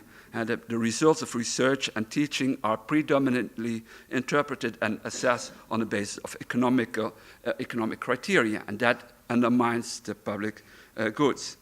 And the transformation within the university that we have to face, and that has to do with with what I said before about the autocratic regime here, is the introduction of the so-called new public management. That means that managers have the opportunity to govern the mentality in an autocratic way. And the presentation of Godfried is a product of that adjustment to the new public management. If you really want to overcome that, you also should criticize all these silly, irrational forms of assessment. And the transformation of the relation between the university and the external world is also a very important issue, also addressed in the essays written by Craig Calhoun, and the loss of autonomy and the problem that it becomes more and more difficult for some parts of the population to get access to university. And Godfried just suggested that it's a very open system, I would say, and that's really a task for sociologists to do research on that, but at least I have the intuition at the University of Maastricht, where I teach, that it becomes more and more difficult for lower class kids to get access to the university. In the Netherlands, they don't do research on that. In Germany, they do that in a proper way the last 10, 15 years, and I figured out that it becomes more and more difficult for some classes in the society to get access to the alma mater. When it comes to the irrationalities of academic capitalism, you can talk about two paradoxes. And the first one is the paradox of innovation. We have to innovate, but in fact we undermine the innovation because of the standardization. And there are standards for all the universities, and I think that undermines pluralism. You can only have pluralism in the scientific world if you have the opportunity to do what you want to do, that you don't have to stick to the list of journals where you have to publish. No, the innovations in science, and that's what you can learn from the history of science, starts very often in marginal journals, in the margin, and it's very often also outside university. And the paradox of valorization is also a very interesting paradox that we have to face nowadays, also related to academic capitalism. Scholars are pressed to focus on their own esoteric circle. Godfried and also Craig Calhoun talked already about it, but are asked to do relevant research for the others. But that means also the exclusion of, if you focus only on your own circle, to speak in terms of Ludwig Fleck, that means that you exclude also research that also is very important, but doesn't get a place at the university. Questions from the society, I just mentioned the exclusion of lower class kids at the university, etc. Such issues cannot be addressed anymore if what should be valorized is dictated by the market or by the state. So the effect is the frustration of the growth of knowledge, of a more plural form of knowledge. That brings me to the end. And the inequality, Craig Calhoun emphasized, and I think he was right, the transformation of the academic world. And in such a sense that it leads to new forms of inequality. And according to him, it is important to raise two questions. May I have the time to read them, because I think that are two important questions. They are from a nice essay he wrote on the university. Have the mechanisms for nurturing, recognizing, and rewarding excellence turned into systems that distort academic investment and produce inequality far in excess of actual differences in performance? I would say yes, and that's really a task for sociologists to answer that question in a more, to do research on that question. The second question is also an important question for current sociologists. Have the various qualitative differences among institutions, intellectual approaches, and the human pursuits that education might inform been reduced to a single hierarchy? And well, also here is the answer yes. Well, not a single, but there are new hierarchies, also research for sociologists. And against that background, I think we have to address also the democracy in a broader sense, but also democratic circumstances at the university. And in a broad sense, you can say that other institutions who also provide public goods have to face the negative effects of neoliberal capitalism. And the problem here is deprofessionalization and a de-democratization. Deprofessionalization means a good professional, that's what you can learn from American pragmatism. Good professionals have a certain room where they can decide what they want to do as researchers, or also when it comes to education. But the deprofessionalization means that others say what we as researchers and educators have to do. And if others say that, that implies also de-democratization. The new spirit of academic capitalism articulated by this new public management leads to a de-democratization. And I think, yeah, I will conclude. So Colin Crouch already said that in a broader sense that economic and political, especially economic elites supported by economic elites, they are responsible for what he calls the post-democracy. So the solution for that, the cure for problems of democracy, more democracies, to come to an end, to sum up. And the first question was, well, yeah, I want to make it easy for you. the first question was, how should universities look like? Here my answer is, as relative autonomous institutions that serve public goods. Here I agree completely with Craig Calhoun. My thesis concerning that question is a lack of sociological imagination frustrates the public use of reason, because a lot of sociologists produce only the known as SCP, that means administrative sociology. Second question is, why is there a gap between the ideal and the real? Because of the emergence of an academic capitalism that frustrates innovation and valorization. Two paradoxes. Here's my thesis. In the context where traditional theory is dominant, you have to work on a real critical theory, critique with a Q. And what to do? Discuss inequality in academia and the democratic deficits that hinder to contrast his and other phenomena. And here also sociologists should take a walk on the wall. So thank you very much.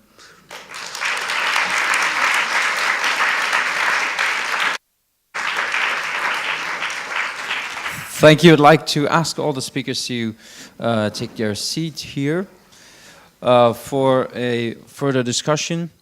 We have about, Marjolein, half an hour? Little less than half an hour, yeah. Say 20, 25 minutes. I'd first like to ask Professor Calhoun to respond, and taking together the comments that have been given, I've come up with the following question. The question, given these contributions to your lecture, would be, can experimentation provide a promotion of the endangered forms of critical and public sociology, but science in general, I would say, and also at the same time perhaps counter academic capitalism, or is academic capitalism compatible with such experimentation, or when does that capitalism become a problem for that experimentation?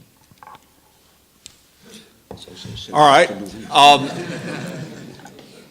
Let's think in the framework of a Marxist analysis. The spaces of experimentation are important, but they are the utopian socialism of the contemporary era, creating spaces where new things may be tried out, may be useful, but not themselves necessarily substituting for a direct effort at systemic change, which would be called for both by René Gabriëls with a more, if you will, a radical account, and Godfried with a liberal account of the existing system.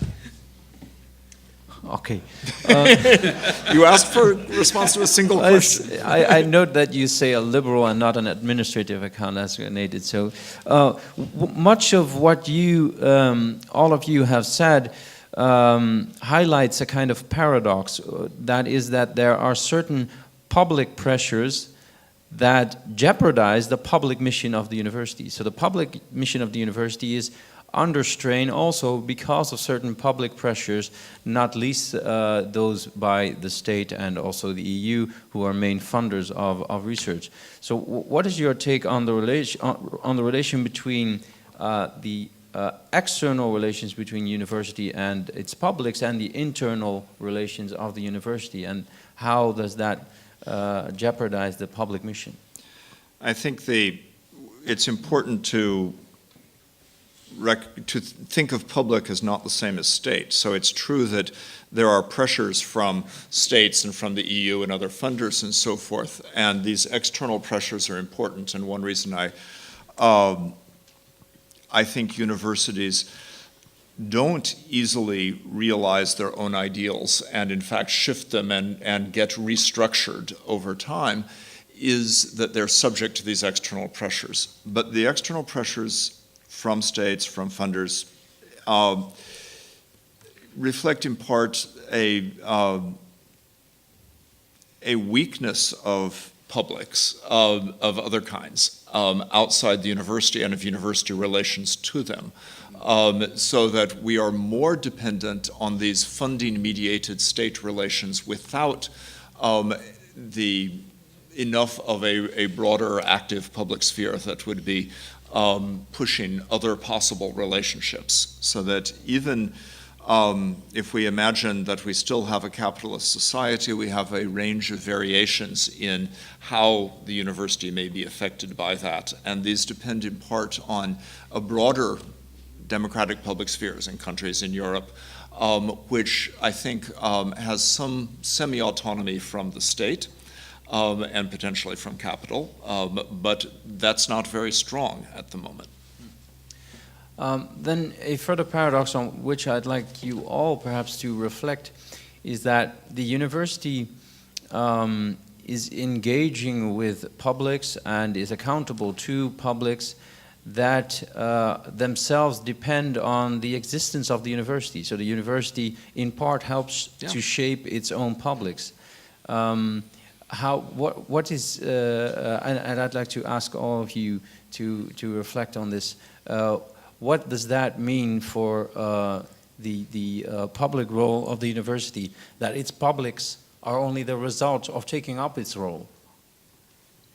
So I get to go first. I'll say they're partly the result of taking up its role. We have to recognize that stronger public sphere at various times has resulted from labor union activity, from social movement activity, from a lot of things besides universities, and universities changed in response to that. So some of the good changes which Noortje reflected on, diversity, gender equality, and so forth that I mentioned, are not just spontaneous achievements of universities, but reflections of external or overlapping mobilization, social movements inside and outside at the same time that produced some of the change in universities.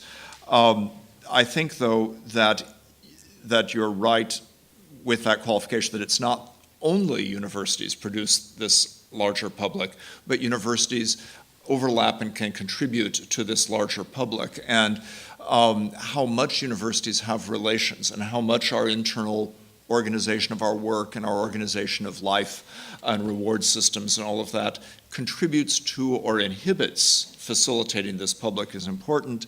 And I'll say in a sense that this is, I think there's a lot to René Gabriëls' comments, both critical of me and supportive, but I want to say, if we're going to have an analysis in terms of academic capitalism, and it's not going to be an entirely deterministic analysis, and we're going to accent the what to do, then I take it building the democratic public sphere becomes the single best mechanism for us to seize on in trying to change the situation.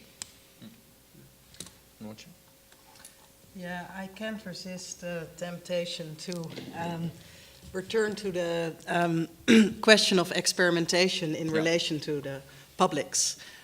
Because a philosopher that has been mentioned by several of us, John Dewey, argued that experimentation and experiments are critical to understanding who the public is and what it does.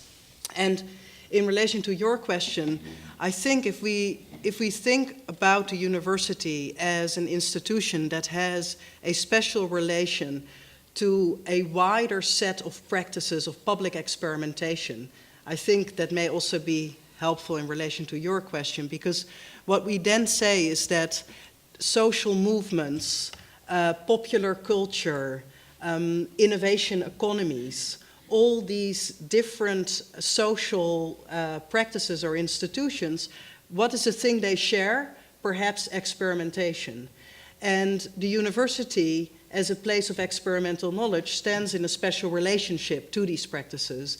And it is something that we may draw on in also establishing this kind of an internal relation to our publics, to not just project the public as a set of outsiders that are at a great distance from what we do, but also think of the continuities between the practices we care about and practices out in society that we maybe are connected to more than may appear at first sight. Yes, what I think is, of course, we see nowadays that states or universities define to a certain degree the publics we should address, and it's clear that it's in the policy of the Dutch Scientific Organization and also in the EU Horizon 2020 program, that they say we have to relate to specific civil society partners, to the private partners, etc., etc. However, I still want to argue that it's too deterministic. And for example, the research done by some of the speakers behind this table shows that we still have a choice. Yes, and René, he's deliberately doing research on the food banks, for example. And if you look at research at the sociology department, we are able to make a choice and see we want to address these kind of publics and to engage with them. So I think it's not that that we should be I think not too pessimistic, to my understanding. There still are possibilities within universities and also within the, if you look at the funding of research, to address a wider set of publics that are not set by external parties. Let's first start that I'm very pessimistic about these issues, but that it's easy to say that. It's much more interesting to give arguments for that. But before I do that, also related to what Noortje said, because we're now discussing about the public, I think the public doesn't exist, and that's especially what you can learn from the Noortje's work, that also not in a sense, in a plural sense, there is a public and there's publics. You have to make publics, and you have to create publics, and there are of course a lot of opportunities to create publics, and we should do that as critical sociologists, as far as I guess we are all critical sociologists. But and I'm not a determinist. I think, well, of course, as sociologists, we are all acquainted with this agency structure problem. There are structures that determine us, and we have, to a certain extent, freedom of choice to do something with that. But that makes me also pessimistic, because the limits to do that, especially within academia, are very limited, and they become, in the next year, Godfried showed what the government, the managers want to do us. Well, it's very limited, and they limit it more and more. And the cuts they made, that are reasons to be very pessimistic. Nevertheless, I think the innovations, not only within sociology, but in many other disciplines, will maybe taking place outside academia. I mean, if it go back to one of my disciplines, philosophy, where in the 19th century, the most innovative philosophers were working outside academia. I mean, after Hegel. There was Schopenhauer, who was only for a few weeks in Berlin, and Nietzsche. They worked outside academia. The only except, and even Kierkegaard and the other is Dilthey. So I think also maybe for those the unemployed sociologists, there's a future for you. Create new radical public spheres, and maybe in the long run, the stupid administrative sociologists to pick up your brilliant ideas. And especially in the NES, we have to counter what I call the SCP sociology. That's very affirmative. You can show that the text that pick up that has to do with what Craig Calhoun said. I think the definition of the problem is very important. So that makes me very pessimistic that we don't have that much influence to define what the problems of our research is. Very often external parties from the state or the market, they say what the research question is, the research problems. Well, a critical sociologist defines their own problem. But that has to do with the language of sociologists. That is what I call SCP sociologists, administrative sociologists. They take over the language of the government and then, But it's still interesting to see. Of course, I agree with with the specific trends I showed you on my slides. However, it's interesting to see that this Horizon 2020 program, and especially the ERC's Marie Curie, still offers these wonderful opportunities for free inquiry and academic freedom. So it enables, for example, Willem Schinkel to do his work.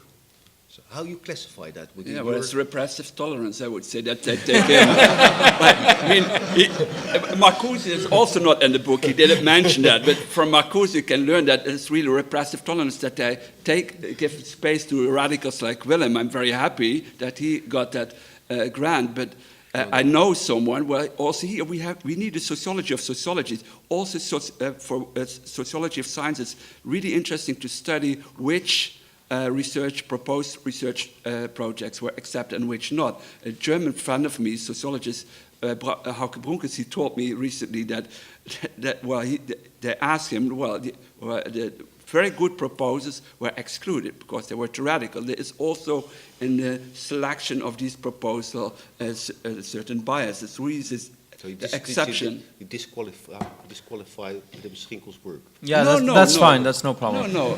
I agree. What is excluded via repressive tolerance, well, it can be very, very fruitful and good. Yes, I agree as well. I don't feel I'm suffering, but in fact I am. Let me, coming back to this discussion, let me first pose Professor Calhoun another question, and then perhaps see if there are any questions from the audience also. The question I would have, Professor Calhoun, is how to create publics. Most people working at the university have the idea that there is the public and that communicating science means reporting findings that speak for themselves. The facts are there, so people take note of them. But how to create publics, and is the university even a good place for creating publics, given the positional market that you spoke about and the collective action problem that this brings about in getting away from impact scores that we impose on ourselves, in a sense? And also, can you create publics how do you create publics, and then also speak to funders about the definition of the research problems? Okay, one bit of that answer, Willem, is you don't do everything all at once. And I think that I mean, I'm serious, the multiple, things. So I characterized kind of liberal utopian socialist Marxist positions earlier, and I take that seriously with the point that they're not mutually exclusive, so that these are often presented as though you must opt for one or the other. And I think there's no reason not to be pursuing funding, knowing that there will be systemic biases in what funding is awarded, but that's resources that are necessary. And at the same time, engaged in experimentation or in efforts to create publics, which are a kind of experimentation, knowing that simply successful experiments and inventions may not lead to systemic change, and that it will take something more to do that. So that the different dimensions of this seem to me not mutually exclusive. The idea about creating publics, I want to suggest engaging publics is important too. I think there are internal publics that are basically academic and are important. So to the extent that we have relatively conformity, standardized disciplinary structures and weak interdisciplinary structures, we're missing something about public life in universities, in academia. To the extent that we create either cross-cutting public debates and conversations or subfields, we're not. And there are plenty of academic examples of movements, in essence, largely in universities, to dispute and take charge. So the cultural studies movement, when it happened, historical social science back in the 70s, that there are these periodic times. There was a time when Marxism had a sort of interdisciplinary academic life of a critical political economy. It hasn't vanished, but it was a lot stronger 30 or 40 years ago. So there can be these things, and it may be digital sociology, other things that are not part of a standardized, highly conformist structure in academia. But to me, the most important action is not that. The most important action is bridge building to publics outside. And there it's a co-production. If you say create publics, you don't mean academics think this up and tell other people what public to have. You mean a mutual engagement. So if you think about feminism early in its history, before it became more of an academic specialty and less of a movement, you're talking about a kind of interaction on a continuous basis between serious critical scholarship and a larger reading public, but also the experience of women in a wider way informing the critical thinking that was going on in universities, and a sort of mixed thing. The labor movement earlier in history, the same thing. You had intellectual undertakings outside universities in the labor movement in mutual influence with academic work on labor issues. And I think that, therefore, it's not just the public. There are publics that are created, but that my utopian dream for these would be co-created publics, not academically created and then circulated or diffused from academia. And I wanted to add a thought to René's comments about knowledge produced out of academia. Actually, two thoughts. It's even bigger than pointing to Schopenhauer, Nietzsche, or something. All of the Enlightenment, all of the rise of science are extra-university projects. So universities are not essential to having serious thinking, but universities exist to be a supportive basis for this, a kind of infrastructure. And we can either seize the opportunities they provide and defend them, or decide that they're not working and we want to do something else and ask what it is. And in that regard, I would urge us not only to look at philosophers or other intellectuals of the kind that might be in universities, but to follow the hint that René gave earlier. Where's Lou Reed in this? So The Walk on the Wild Side isn't Michael Burawoy, right? It isn't a basically purely academic account of what a public sociology ought to be. It is, in fact, a crossover with cultural production outside the university that produces much more radical thinking. Yeah. Let me now go to the audience and see if there are questions here. I'm going to hold the microphone, but don't take it. Okay. Hello, my name is Gijs van Oenen from the Department of Philosophy here at Erasmus University. I want to ask a question on the notion or the concept of the public, and I mean in the grammatical sense in which we can also speak of the political or the social. I think many great work in the last half century or so has shown the pressures on the notion of the public, like that of Jürgen Habermas or Craig Calhoun's close associate Richard Sennett, who also diagnosed this strange development of the perhaps perverse development of self-esteem and the single malt example. Yeah. So on the other hand, we might have some sort of counter forces in notions of sharing. Think of the sharing economy. Think of the common, like Occupy, and perhaps even transparency or democracy. But I'm looking for, and this is the question, especially to Professor Calhoun, what is specific of the public in relation to notions like sharing, common, and perhaps democracy, if we think of Dewey? What's specific about the public? Okay, thank you.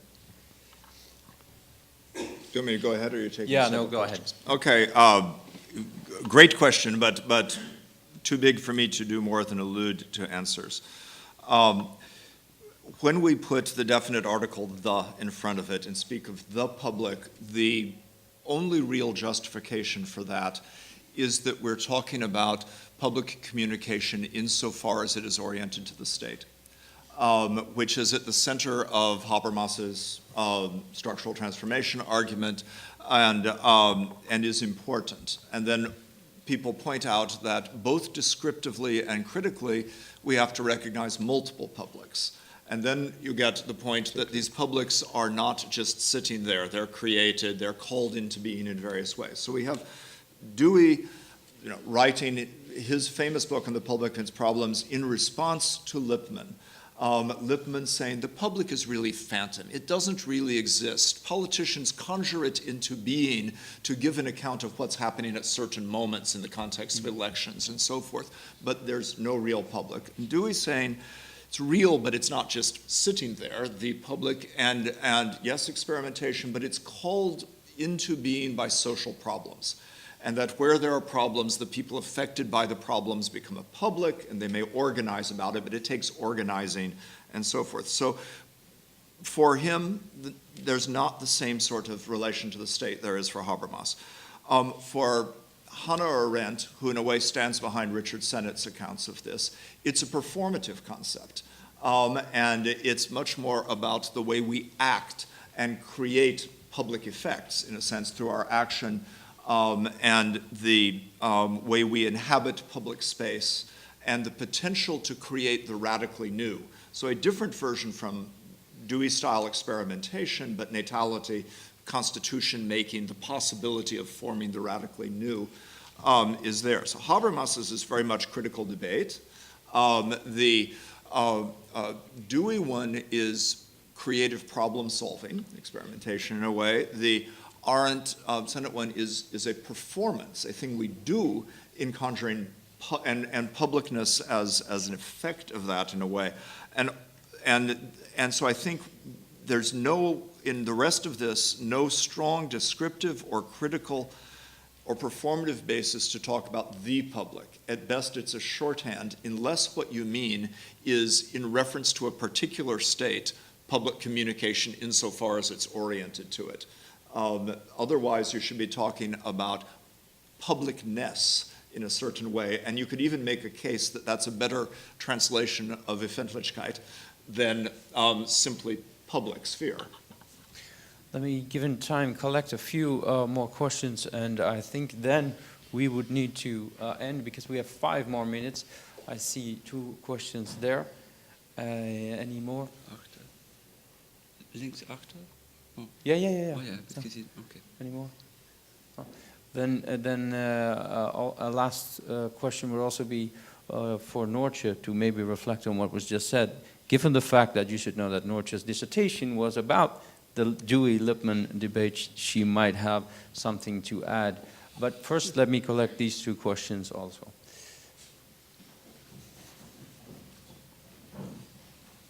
Oh, Willem.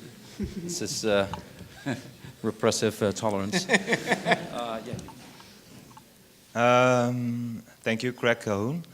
I was very happy with how you pinpoint all the structural problems of the public mission of university life.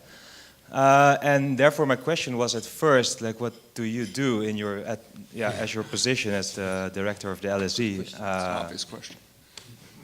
To mitigate those problems. But after hearing René Gabriëls' talk, I would actually prefer to rephrase it in, do you actually feel that you can make a difference in this structural system? Okay.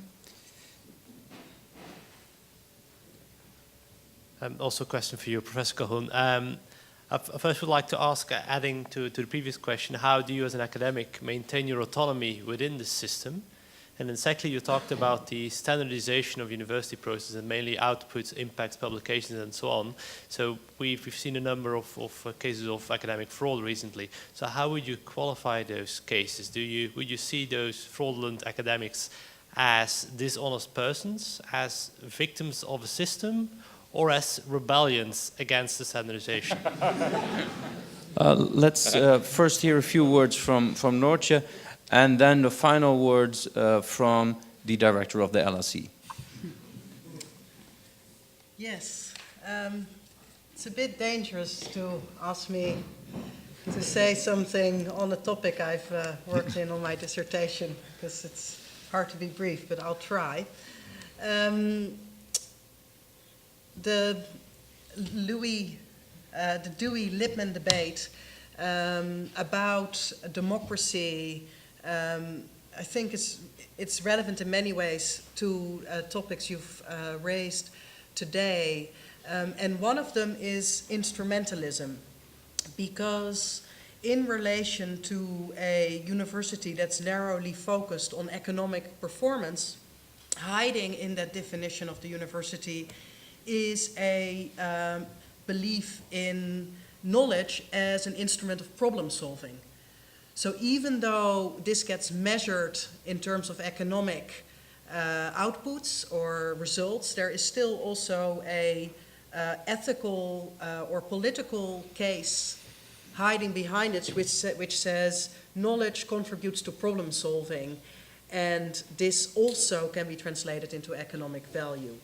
Now, what John Dewey and Lippmann propose is that you cannot only, as soon as you have a knowledge culture that's focused on problem solving, what becomes of central importance is all the things that resist narrow problem solving strategies. So there are the problems that resist problem solving. There are the tools that we rely on in problem solving, which have assumptions built into them that actually don't allow us to really solve the problems, but pretend we do. And I think it's within that broader context that this experimentalism becomes an important function of the university. And so that means that even though it's a return to early 20th century theory, the specific dynamics around economic performance and instrumentalism, I think, is what make it relevant to return to that earlier intellectual content. Yeah. Yeah. Professor Calhoun? Okay, that was a great comment. So I agree with that. And I'll resist saying too much more about the early 20th century part, but I agree that this is extremely relevant. It's Dewey beyond what Dewey had to say about publics, which I think is right. I mean, taking Dewey's work more broadly, it's what he had to say about education, for example, which makes well the point about the limits of an instrumentally focused problem solving and the need for experimentation, all this. And I think, so I applaud this, and I now want to read more of what Noortje has to say about that. For what it's worth, something I struggle with as I think about this is that I want to be critical of the reduction to instrumentalism, which I think is very widespread and is a problem for universities in general and for social science in particular. At the same time, I want to embrace part of a problem-solving notion because I think there's no reason for there not to be an active engagement with social problems. One of the things that bothers me about Horizon 2020, for example, is that you get a formulation that says something like there are some big social problems, and by the way, we should also have a social infrastructure. The big social problems are to be solved by technology, basically. Yes. So food security, energy, all those things, they have nothing to do with social conditions. Why analyze capitalism? Why analyze any of the features of the urban organization of life that produces high energy use, or any of these other things that social scientists might look at? They tend to get written out of the problem solving. I think social science ought to embrace engagement with practical and material problems in contemporary society, including engagements that don't depend on overturning the whole of the structure of contemporary society, but are within the broad framework. That is, even if we haven't had the revolution, we could still have better cities or something like that. We could have less inequality. And in that sense, borrowing a phrase from Donald Stokes, there should be social science, sociology in Pasteur's quadrant. He identifies, he says, Pasteur invents pasteurization in response to beer brewers in Lyon who present him with a practical problem. They want to be able to preserve beer, store it, and move it. He solves that problem, and in doing so produces basic science. It was not applied science. The science that he applied had to be invented to solve the problem. And I think lots of good social sciences of this kind, I think that's pretty much in the spirit of Dewey, less in the spirit of Lippmann, and that is important. The difference with Lippmann is not simply about instrumentalism, it's about, is this done by insider experts? You used Bouravoy's chart, or in my own comments, the sort of expertise path rather than the public path. And is the way in which social science has an impact through problem solving entirely through feeding expertise to established powers of one kind or another, the state, the corporations, the trade unions, whomever, or is it through informing a public debate, which I think is also central. On the what on earth am I doing being a university president when I hold these positions? Question, and can I make a difference? Obviously, I believe I can make a difference, but it remains to be seen how much of a difference I make. And since I'm also committed to faculty self-governance in the university, the way in which I can make a difference cannot be that sort of autocratic mode in which I take hold of the LSE in the style of new public management and change everything, and you say Calhoun did it. It has to be through a kind of embrace of publicness, through some kind of collective internal public participation in change. Why should I think that this is not a completely contradictory position and it's possible to make a difference? First, the LSE is rather special since its founding, and it has more of a collective embrace of this than many places, since it was founded by Fabian socialists with an idea of practical problem solving, of engaging with working people and so forth. That the LSE still has some of this ideology, suggests the possibility that despite this ideology, the LSE has increasingly become a place giving positional good education to the children of well-off parents, suggests the need for change. That, to be a top-ranked university, to be in this privileged position, to have the economic model in which people pay lots of money to come, it turns out we have very few poorer working class kids. We have very few people for whom they're the first generation in their family to go to university. We have the children of elites. So we wrestle with that contradiction. What can we do? Well, we can raise private money to provide scholarships for poor children. That's a good thing. Then, as I was challenged in a faculty meeting, you seem to be talking about raising private money from rich people. Why are you not asking for money from school teachers and social workers? And I said, well, the rich people have a lot more money. But it's a tension, it's a contradiction. What can be done inside the university is partly that work on who's there and who benefits in the students, fighting the standardization, fighting against the idea that our goal is to be ranked number 2 or number 3 or whatever in a ranking, and against the standardization of intellectual life implied in that. And so our goal is to do work that stands for something, that makes distinctive contributions. What are the distinctive contributions we want to make? That's one.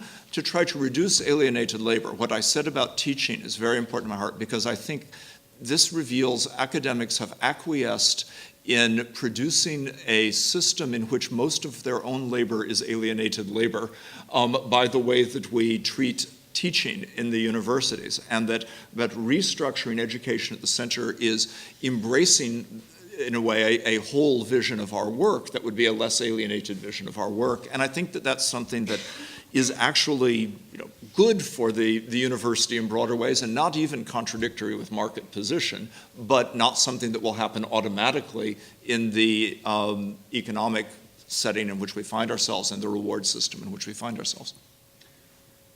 Thank you very much. This is an ongoing discussion, and it needs to be, but it has to end today, at least for now. I'd like to thank the members of the panel, the respondents, and in particular also I'd like to thank Professor Calhoun for being here and for sharing this with us. Thank you also for being with us and for listening and participating. And thank you, Willem.